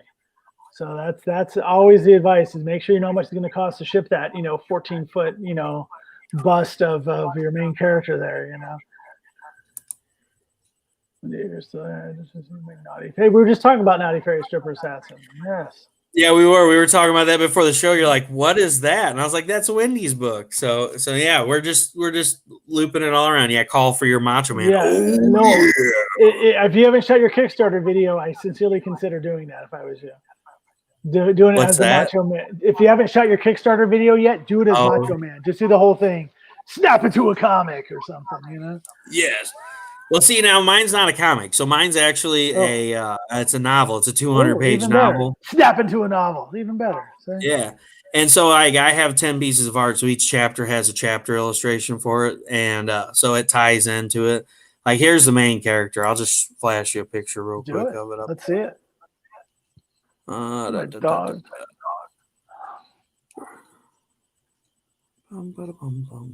So here's the piece that Wendy did for the book. Oh, I saw that online. Yes, that's very cool.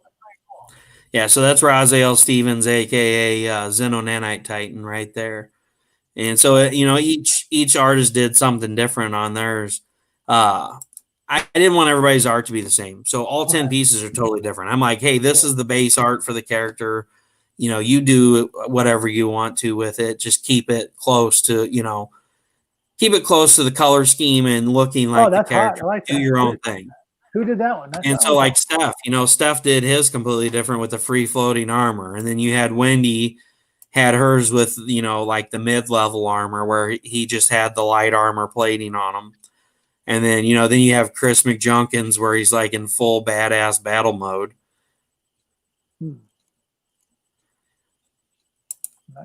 Nice. And that's going to be inside the book or just separate art pieces? Yeah, there's going to be inside. It's going to be in each chapter of the book. So each chapter of the book, like the chapter where he meets up with this fine fellow, this will be at the end of that chapter. Cool. He who shall not be named as of yet. Cool, man. Cool. And all coming in October, right? Middle October, end of October? So I'm shooting for mid-October. I may have to wait until beginning mid-November. So I don't know, man. It's a hard. I'm trying to bring a completed project to the table. Everything that's been going on with January has really set me back. So like all these MRIs and taking off work, and then I had the car accident back in March. Financially has made a wreck around here. Like editing for a novel was more expensive than I originally thought was expensive, and so I'm still working on getting that paid off. So if I can get that paid off in time and then go through and make all the changes, if I can at least get halfway through the changes by the time I get to launch date, I'll be comfortable with that. Okay. Just for the simple fact of I want to make sure the book's done. So like when it funds on Kickstarter and then the funds roll to me, it's at the printer. I mean, there's the art's done. Actually, I got the last piece yesterday, so the art is completely done. The art for the stretch goals, I've had people that did some awesome pieces for some stretch goal pieces that will be revealed later on that are super kick-ass. Hold on. Everybody that's watching, you're going to get a sneak peek at something I sneak peeked earlier, but it's a second stage sneak peek. Boom. Look at that right there. Who did that? Oh, never mind. Nobody did that. Nobody did that. No, it is Alfred T. Virus Trujillo. So Alfred Trujillo did this one. Cool. And then here's another piece by Miss April Reyna. Okay. Nice. And then if all else fails, I have Zippy here. He did a great job at holding stuff hostage. So if anybody doesn't back my book, I will be sending Zippy to your house with no, I'm just kidding.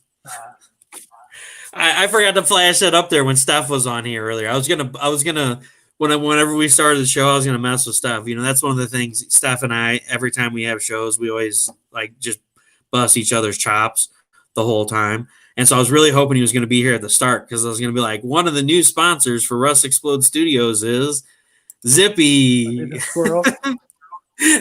Yeah, it's the chipmunk that's outside his house. We made up a funny story here not too long ago that the chipmunk held him hostage because he installed one of those electric bird feeders that spin. Oh no. Yeah, no, he didn't really do it. I just, this was me just making up stuff and just posting it on his page. So yeah, I was like, Zippy's being holding stuff hostage for 1 billion nuts. 1 billion nuts. 1 billion. Best part about that, Russ, is you can have your story with those different armor sets. Exactly. Well, see, and that's what was so cool about working on the pieces. So eventually it will be a comic book. This is the origin story. Like, I hate how to each their own. I don't like it when people are like, hey, this is Wolverine, and we're going to do 600 issues of Wolverine and then do like 3 movies with Wolverine in it, and then we're going to go back and do X-Men Origins Wolverine. This is how Wolverine was created. Not in my universe. In my universe, you're going to get the novel Xenonanite Titan, The Fall Before the Rise. What happened to Raziel Stevens? What caused the suit to be made? Why was the suit made? How was the suit made? How did he acquire it? All those questions will be answered in the novel. It's going to be a 3-piece novel. And then once the novels are complete, I will be looking to continue it into a comic book series. So you're doing so this 3 was novels? like my 3 novels, yeah. Awesome. And so this was kind of, I like writing. I've always wrote, even back in junior high was when I really got into writing. And we used to do these coloring sheets, and it was like, all right, color this picture and then write a story about it. And so I always came up with these really cool stories, and I've always been good at telling stories. I make up stories all the time. My kids will be like, hey, Dad, read me a story. I was like, no, I'll tell you one. It's even better. And I'll just make up something just off the top of my head. And I like being creative. So this is kind of my way of, showing off my creative writing and dangling the bait out there and saying, look, I want to find somebody that's as passionate about my character, my world, my project as I am, that says, hey, you want to make this into a comic book? Let's do it. I love your idea. I love your character. I love the story. Let's sit down. Let's make this happen. You're on book 3. When this is done, let's do this. Let's make this a comic book. Or, this is also a way for me to put the story out there to, some of the artists or, some of the inkers and stuff, and, and just say, hey, here's my story, check this out. I want to turn this into a comic book. I'm not going to go back and revisit the material in book 1, 2, and 3. It's actually going to continuation after the story arc ends. All right. So I won't ever go back and touch that material ever again. This will be the only way you'll get his origin story. And so it'll basically continue on into a comic book series. But, I got to I don't want to just like run out and just hire people to do this and that. And I want somebody that has the time to dedicate, that says, hey, I don't have a lot of projects that I'm working on, and I'm looking for somebody that I can do a long-term project with. One of the worst things I think you can do is hire somebody for a project that you can't hire for the whole series. And it was something that, whenever Jonathan Hendricks was on with his book. What's that? The Freak Show book? Yeah, Freak Show Night. Whenever he was on with that was something that we talked about, is, keeping the same people to do the art, because, no matter what you try to do with the story, as far as the writing goes, the mood and the art changes. It changes the whole story. Mm-hmm. And so I definitely want to make sure that when it comes time to do the comic book, that I have, somebody that I can say, hey, this is awesome. I'm fully vested in this. I want to do this from start to finish.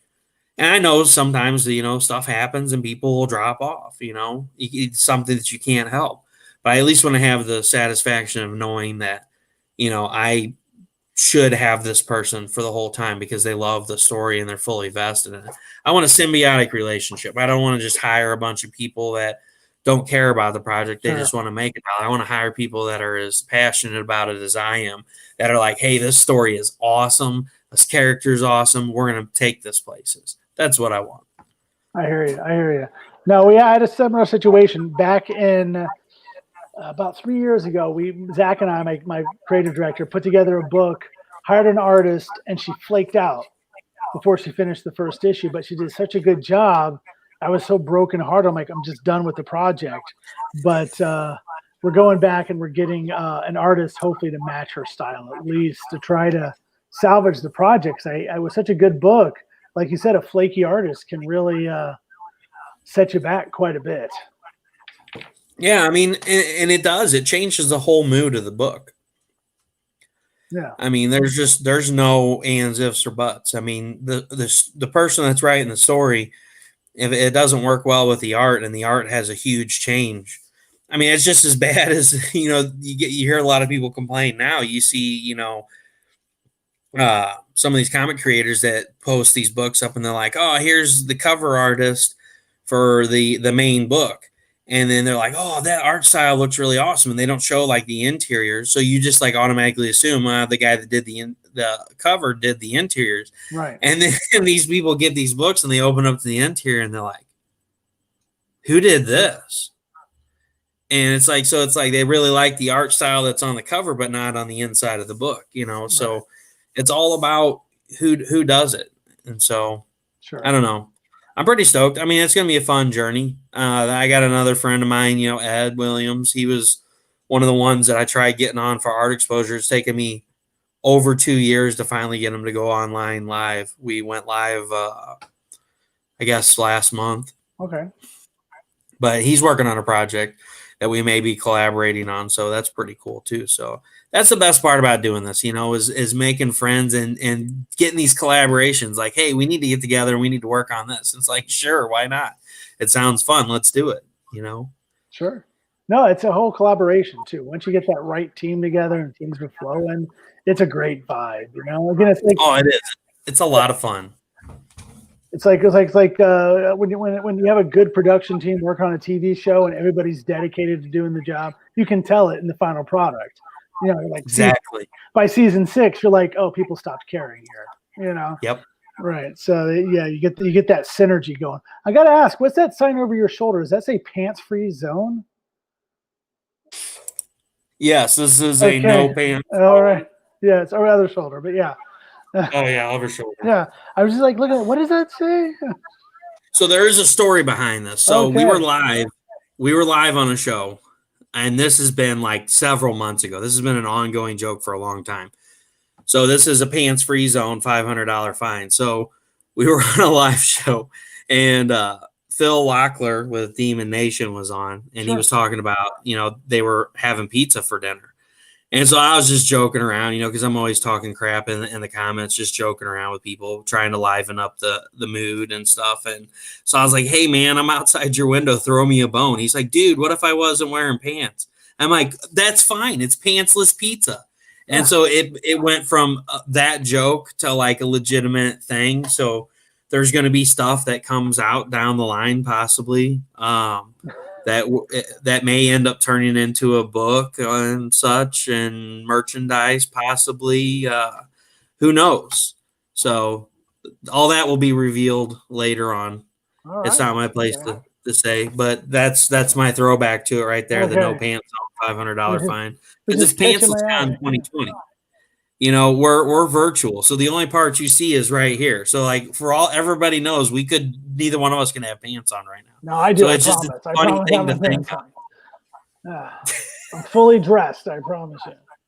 Even my shoes. I am too, but I don't have pants on. I have shorts on. Ha! See, there's the workaround. Technicality. There you go. That's right. Yeah. Oh yeah. So last Sunday, what got off the chain was we were talking about explosions. So like Wendy did that piece, and whenever she sent that piece to me, and she was like, what do you think about it? And I was like, oh, we could add some more explosions in it. And she got super excited. We were talking about when I used to do professional pyrotechnics in college. They did this shoot for, it was for somebody's high school graduation, and the shot didn't go right. The box blew apart and all the tubes laid out. And so like the board was already set to fire. So like there was no stopping these mortars from going off. So, the round balls of light, like the peonies that go off on the 4th of July. all these were shooting across the ground, bouncing, exploding, and so like cows are running for their lives as these big blue orbs of light are blowing up, and they're all like running for their life. No cows got hurt. It was hilarious. I mean, you had to be there. It was the funniest freaking thing I've ever seen in my life. I mean, they were just hauling ass trying to get out of there, and these mortars are just blowing up on the ground. And the best part was I never got to it last Sunday. Somehow we got derailed because we were laughing so hard. So after it was done, the guy that had us do the show was like, "How did y'all do that? That was the coolest show I've ever seen in my life. The next time we have something, we want to have you out." We're like, "Dude, it totally wasn't supposed to go like that." Oh, you should have stuck with it. That was our plan. Like it's a great. It's where we trademarked that effect. That's our trademark effect there. It's called the cow bomb or something. Yeah, the mad cow. Yeah, that's what it is. It's the mad cow show. Oh man, she did pyrotechnics. That's cool. Yeah, so yeah, I went to school for blasting, so that's why it's Russ Explode Studios. Everything I do, that video at the beginning you've seen with the explosion, that was me. The 4th of July every year, I blow something up. That's what I went to school for. I went to school for mining engineering with explosives emphasis. I did it for a few years, and then we bought this house in '08, and in '08 the economy hit the crapper, and so like all the mines and the quarries and stuff shut down, so we weren't blasting anymore. So we were working like 8 or 10 hours a week in the shop, changing oil in the drills or hauling equipment, and basically working on the stuff that normally doesn't get worked on in the summer because the equipment runs nonstop. Throw a Band-Aid on it and keep running it. So once we ran out of that stuff, I'm like, what am I going to do? We just bought a house, and I'm working like 10 hours a week. That's not even enough to make the house payment after 4 weeks. Right. And so that's when I was like, I'll take my CDL and I'll go to a driving job. Well, then I got a driving job making the same amount of money. And then, then we started a family. And so I was like, I don't really want to go into blasting again, because we would start at like 4:00 in the morning. And there was nights I didn't get home till 8 or 9 o'clock at night. You go out, somewhere 4 hours away, load a shot, shoot it, and then drive back. And the way the ATF mandates explosives now, so it's the ATFE, you have to secure everything back at the magazine. So if you have anything left over at the end of the day, you have to unload it and take inventory and write it in. So I mean, it was like, so it was like 14, 15-hour days every day of the week. And I'm like, it's just not going to work. No. So I know there's probably no chance I'll go back to doing it. I miss it a lot. It was a lot of fun. But yeah, I did blasting for a while. And it sucked because when I did the pyrotechnic show, when I went to school for that, and I was supposed to get my license, was right when the ATF took over. And it was only you had to be 18 to get the license to set off professional fireworks. So I paid the $2,000 to take this class, finished the class, and like 2 weeks before the class ended, I missed the chance to get grandfathered in, and the ATF took over explosives, and you had to be 21 to get a license. So they're like, "We're really sorry you paid for this class and you excelled at taking the test and doing all this, but we're sorry we can't issue your license." And I'm like, "What?" It's like nothing like having your dreams dashed by the government. So we won't go there. But yeah, I used to do that, man. That was my thing. I love blowing stuff up. So if you ever, that video, like I said, that you see on my intros every week, I did that this year. Okay. I did that a couple months ago. Well, I have a friend whose son, she's not watching, I think she's mad at me, but I have a friend whose son wants to, or talked about wants to be a firework guy. Is that the path they would take? So yeah, who I did the class through was Premier Pyrotechnics. So I live in Missouri. Premier Pyrotechnics is out in Richland, which is like an hour and a half past Rolla. And I went to UMR, University of Missouri Rolla.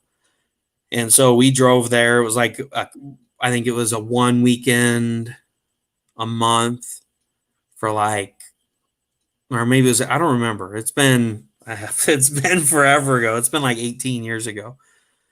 So it could have changed by now. But yeah, you basically just find like a professional fireworks place that does, professional shows, and you just say, "Hey, where do you send your your pyrotechnicians to go to school at. And like literally you can go take these courses. They're like 1 weekend a month, and you do it consecutively for so many months. And then you take your test and you have to do a few shots, which we did, as part of the class. Yeah. Oh yeah, we did the KUDL show in Kansas City. Let me tell you, this was awesome. So we set up on a dam, and so this is the greatest part of the story. So normally when you do these fireworks shows in town, you have a tolerance. So where you shoot it off at, which usually it's like on the fairgrounds or whatever in your town that your city puts off the fireworks show, you can only put off the size shell based on how far the closest building away is, because the windows will blow out. Right. So you have to factor in how far the nearest buildings are away, and all of that, and how big of a shell you can go. So most cities will only put off 8, maybe 10-inch shells. So we got to do this show from the dam in Kansas City out in the middle of this big ass lake.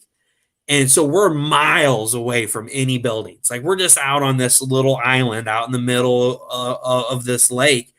And there's no restrictions. So we had 16 and 18-inch mortars. I mean, these mortars were bigger than pumpkins. And like, dude, these things are awesome. I'm like, I cannot wait to hear these go off. And let me tell you, it was the coolest thing I've ever seen or heard or felt in my life. Because when that mortar came out of that tube, you could feel it, the thump in your chest. And it was just like it took your breath away. And I mean, it literally took your breath away, because it was like, and it is the coolest thing ever. There's nothing better than being like right next to them when this stuff is going off, and it's going off right over your head. Because like usually when you're one of the pedestrians that's watching, from the crowd, you're quite a ways away from it. It looks awesome and big and loud, but dude, it's nowhere near as loud as it is when you're directly underneath it and it goes off. I'm like, yeah, go off again. I can't wait to feel the next shot.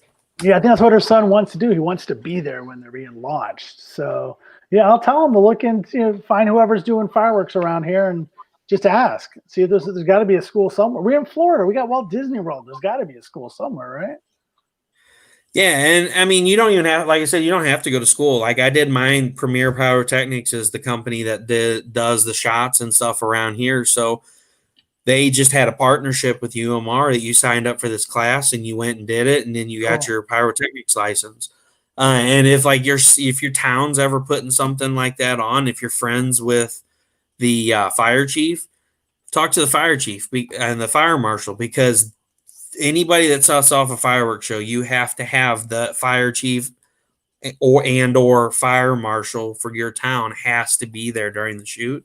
So if you're good friends with them, just be like, hey, my son or my cousin or my daughter really wants to, see these fireworks that are going off. And they'll be like, oh yeah, come on.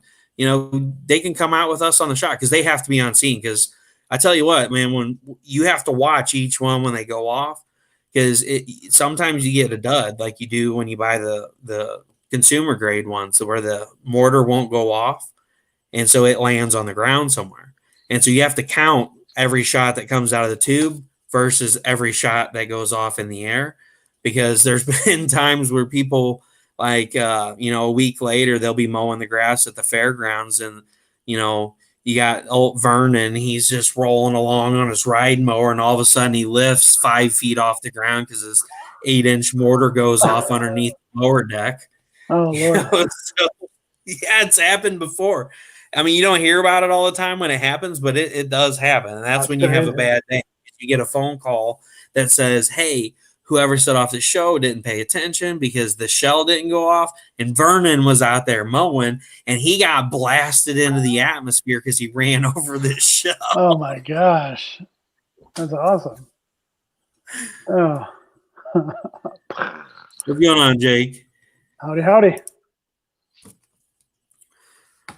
Well, I won't keep you for too long, man. I'm sure you're busy, but it was definitely a blast talking to you. I'm going to grab your link real quick to throw back into the comments here. If you want to give everybody a shout out where they can find you.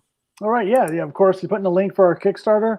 Just go to Kickstarter, search for Decisions, a Minor Variation, or go to my website at cosmictimes.net. All of my links are there to all my social media accounts, including the Kickstarter, but you can find me at Facebook at Cosmic Times Comics, Instagram at Cosmic Times Comics, on Twitter at Cosmic Times, on TikTok at Cosmic Times. Oh, I forgot to put a video up for that. And on YouTube at Cosmic Times TV. But like I say, stick to that Kickstarter. Just follow the link that Russell just put in, or search for Decisions: A Minor Variation on Kickstarter.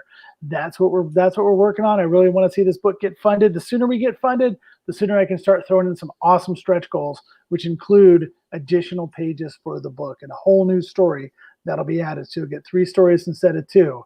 If we can just cross that stretch goal. So thanks very much. Hopefully you'll support the project. Again, Decisions: A Minor Variation, written by me. It's a supernatural slice of life story with an edge. And that's my plug, man. Awesome. You guys definitely need to check that out. Get that 3rd story unlocked, get that 4th cover unlocked, and check out all the awesomeness that Martin has to give. Awesome. Show off the Kickstarter again.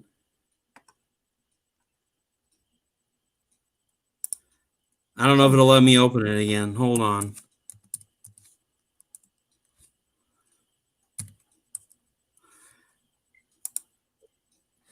I think so. Give it a second to load. Nah, no worries. Hey, is your pre-launch page ready for your site?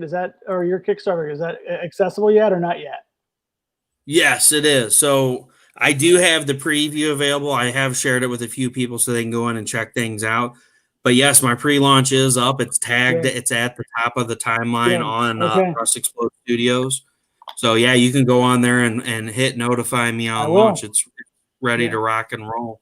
I'm gonna get that shared out when it launches, man. Yeah, I'll definitely show it off again before Martin leaves. Give me just a second, Jack. It's gonna take a second to load in the background because my wife's probably watching Netflix downstairs and stuff, so it's gonna take a second. Same thing's happening here, man. I'm surprised my internet's even working. Luckily, my daughter's in bed. When my daughter and my wife are both up, internet it's ridiculous. But luckily, my daughter's in bed, so I should be okay. All right, hold on. We're almost loading. Loading. Keep that loading. That's the problem with being the host, having everybody on here. I'm broadcasting my signal plus that, and I'm trying to load this in the background on this now 10-year-old Chromebook. Yeah, I got a Mac that's almost 10. That's about time for me to thinking about replacing it. Well, I don't get it, man. I've got a brand new laptop. It's a Toshiba, and it's awesome, and it's like super nice. It's not brand new. It's like 2 or 3 years old, but it's like top of the line. It wasn't like a cheap Black Friday special. And every time I do StreamYard with that, it freezes up. Like I'll be sitting here talking and I can see my mouth moving and everything, but everybody else sees this. Always, and nobody can hear me. And it's like, I don't understand. Like this almost 11-year-old Chromebook does better than this Toshiba high performance laptop. I'm like, it just blows my mind. So I got it brought up. Let me bring it up here on screen. I guess you have a question, Jack. Give me just a second here. All right, what are we doing, Jack? Oh, I got a pledge while we were on. It went from 51 to 52 backers. So that's good. Awesome. Yeah, I'm checking out who the backer was. Somebody called the White Wolf. Ooh. Sweet. Yeah, so that's good. Yeah, thank you. So this definitely paid off in that respect. But again, I hope everybody gets around to checking out the old campaign. It is what it is. I put it out there. It's a different kind of story. It's not your typical, action-packed story. It's a little more of a thinking man's comic, you might say. Yeah, where hopefully it leaves you thinking about things when you finish it. Well, and the other cool thing too is you also include some of the prior issues in there as well. Oh yeah. So it's always nice to have a throwback for people to catch up on some of the previous works on there. Oh, sure. We have all kinds of. We have the previous miniseries are from Blood, plus the previous issue of Decisions. So we have all kinds of stuff. If you just want to, check it out, man. Just all I can say is, people check it out. Hopefully, you're enticed to back it. If not, it's cool. But just hopefully, Oh, that was you, Jack. Thank you. Well, I see the Joker, Jack Napier there. So yeah, thank you very much, man. Hopefully, you like the story when you get it. Actually, I guarantee you will. How's that? Not a money back guarantee, though. Yeah, thank you so much for backing that, Jack. We really appreciate that. That's what we're trying to do, get these guys out there and try to bring new eyes onto their projects, So definitely appreciate everybody who backs the projects and everybody that comes to watch these streams. I really appreciate it. Martin, I appreciate you being on tonight so much. Thanks a lot. Of course, man. For hanging out and chatting. I highly appreciate it. And yeah, this was fun. I want to talk about pyrotechnics some more. So if you ever want to have me back on in the future, we can just talk about fireworks all day. I'm fine with that. Hey, you know what? I might be doing a Russ Explode Con once a month, where I just come on for a night and have like 6 or 7 creators come on and we just BS for a couple hours. Talk about our projects that are going on and just whatever random crazy stories come up. Because man, I got some crazy stories about blowing up stuff. I have no end of supply of stories, and I still have all my fingers. Everybody always asks me, do I have all my fingers? I have all of my fingers. They're there. They have a few times almost not. No, I'm just kidding. Well, it sounds like the stuff you were blowing up, you would lose more than a finger with some of that stuff. So. Oh, yeah. Oh, dude.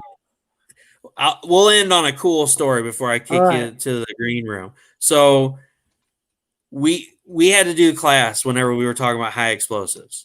And it was, what does human flesh look like when it's exploded? Human flesh. What does human flesh look like when it's been exploded? So it's something that you legitimately, in order to go in anything with explosives, you legitimately have to take this course on what does human flesh look like when it's been exploded with high explosives. Because you have to be able to determine what happened to somebody and where the remnants are and whether in fact it's a person or what it is. And the way that we did that is you couldn't buy like a frozen or a cooked chicken at the store. Like, we legitimately had to blow up a live chicken. And that is how they simulate what it wasn't alive, but you know what I mean? Like, it had been killed, but it was still regular chicken. It hadn't been defeathered. It hadn't been processed. That's the word I'm looking for. So, like, we literally had to blow up a chicken just to see what exploded flesh looks like, because the chicken, believe it or not, resembles the human body the most when it's been blown up. And so that was, so literally we got a chicken, that had been beheaded just so we could blow it up. I mean, I was the weirdest thing ever. I would reckon. It's like, I just don't understand how. I'm sure I speak for everyone. We all want to see that. Okay. I'll tell you another story since everybody's digging the explosive stories. If I go on too long, Martin, just tell me you got to go. So I went to the Jacqueline Institute. So the Jacqueline Institute is where students that excel highly in school. Like, I had a 4.13 grade point average my junior year. So I got invited to go to the Jacqueline Institute. And they basically said, you're a junior in high school, you can come up to the college for 2 weeks in the summer and you can go look at whatever section of the school that you want to go to school for. And I'm like, yeah, I want to blow shit up. I mean, there's no question about what I want to go to school for. I'm like, is this offered in the Jacqueline Institute? Because this is what I want to do. And so they're like, oh yeah, we do the blasting portion of this. And I was like, sweet, this is going to be awesome. So we go up there and like, we blew trees up and we made giant fireballs with deck cord, wrapping it around cans of ether. And this sounds like fun so far. Yeah. So yeah, we had a lot of fun. So we get down to when everything. And so we have a group that's coming in, and Dr. Worsley's like, man, you're never going to believe what I got to blow up. And I'm like, what? He's like, a watermelon. He's like, we're going to load this watermelon with a 1 pound booster. We're going to see what happens. I was like, you got a freaking watermelon? Like, what's going to happen to this watermelon? You know? And so we got all these people standing around, and they're like, you know, they're looking at this watermelon, like, what the hell is their watermelon doing in the middle of the trees? And Dr. Worsley, he's over there, and you gotta like imagine this dude in your head. He's British, and so that was the other thing. We celebrated Guy Fawkes Day, which if you don't know who Guy Fawkes is, Of go course. watch V for Vendetta. Awesome movie, awesome comic book, awesome story. It was true. Guy tried to blow up British Parliament. Anyway, I won't go into it. Go check out a story. So remember the 5th of November. It's an actual holiday. And so every year we had these huge, massive parties. So that's a story for another day, though. That one is even more insane than any other story I have. But he's like this British dude, and he's just bouncing around. He's like, oh yeah, you guys are never gonna believe this. He's like, I put a 1 pound booster in that watermelon. There's not gonna be anything left. And I'm like, and so we got these people, and they're like standing like 100 feet from this watermelon. I'm like, hey, you guys might want to back up a little bit because we don't know exactly what's gonna happen. This guy's a little crazy. And so, and I'm not joking. There was nothing left. There wasn't even water left of the watermelon. Like when it exploded, it vaporized. There was no rind. There was no seeds. There was no watermelon. There was no juices. Like it was gone. It went into the TARDIS and got beamed somewhere else or something. I don't know what exactly happened to It was just a ball of fire. Then nothing was there. Yeah, there was nothing there. It was just like boom, and that was it. It was gone. Wow. So the Guy Fawkes Day story. So we had this huge party out on Dr. Worsley's farm. He had a farm that he owned way outside of town where all of his cattle and stuff. No, this isn't where the blue balls of light story happened. So anybody that's going to probably ask in the comments, this is a totally different farm. So we're out there, and we had an electronic fireboard. So we had all these mortars and everything that we set up for this pyrotechnic show. And we had Cremora bombs, which the intro video to this show is a Cremora bomb. It makes a big mushroom cloud. It's literally creamer, dairy creamer. Anybody that doesn't know, dairy creamer and flour is extremely flammable if it's aerated. So in order to aerate it, you have to toss it up in the air, and then they have an ignition source. So we had like 5 55-gallon drums of these Cremora bombs set up. And so like these things look like nukes when they're going off. And then we had all these high-end fireworks that we were going to set off. And so I'm sitting there, and Dr. Worsley's telling me, he's like, all right, you know, whenever you go to shoot, he's like, you know, do each spot individually. And I'm like, yeah, I know. We've done this 1,000 times. He's like, he's like, oh, I know. He's like, but when you get to the last row, just drag it all the way across each hole real quick. And I'm like, why? He's like, you're never going to believe this. So the guy that runs Premier Pyrotechnics got burned from like head to toe and had to have like skin grafts and all this stuff because he got burned really bad. And so Dr. Worsley, being as big as a douche as he is, he has this huge pile of brush. I mean, it is massive. It is like, I can't even tell you how big it is. It was at least 1 story high of like fallen trees, everything he could find on his farm to drag on this giant pile. And there was a Cremora bomb underneath of that. But what he didn't tell anybody is there was like 50 gallons of gasoline in that Cremora bomb that when it went off, that whole freaking pile of brush was going to go up, and that's how he was going to light the bonfire. Well, the guy that got burned really bad is standing down on the other end of the hill right next to said brush pile. And so I'm like, oh my God, you're going to give this guy a heart attack. I'm like, that is so, he's like, he'll think it's funny. He don't care. So here we are, we're shooting off this show, and I get to the last section of the board, and I'm like, God, I really don't want to freaking do this. And I'm just like, and all you see is boom, boom, boom. And then this brush pile. I mean, it looked like freaking five nukes went off at once. It was Holy like crap. a huge cloud of flame. And Mark, the guy that got burned really bad, is like, "Oh my god!" He dove backward. I was like, I handed him the board. I was like, "That was all you. I'm out of here." Jesus. Oh, he poor was like, guy. "Dr. Mercy, you son of a bitch." Oh. Wow. Crazy stuff, man. Crazy stuff. Sounds fun, man. Well, I'm going to kick you back to the green room for a little bit. I appreciate you Thank you so much. Being on. I appreciate if you want to hang out for a few minutes so we can talk afterwards. Cool beans. Have a good one. You too, buddy. So, everybody, thanks a lot for checking out the show. I'm going to drop that link in here one more time. Thanks a lot, Jack, for going and backing. And I won't paste in there. Anyway, check out the link that I posted in there. Check out his one-shot decisions, minor variation. Help him reach that goal. You know, let's show him how the indie people, let's show them how we do it. I got a special show going on tomorrow night. It's kind of a last-minute thing that's going on. I will have Kara Nicole on, AZ Power Girl, for the closure of her Cost Lingerie calendar tomorrow. At 7 p.m. Central, 8 p.m. Eastern. So be there. As always, everybody, have a great night. Have a great week. I hope to see you tomorrow night. And as always, Russ Explode Studios, projects that blow your mind.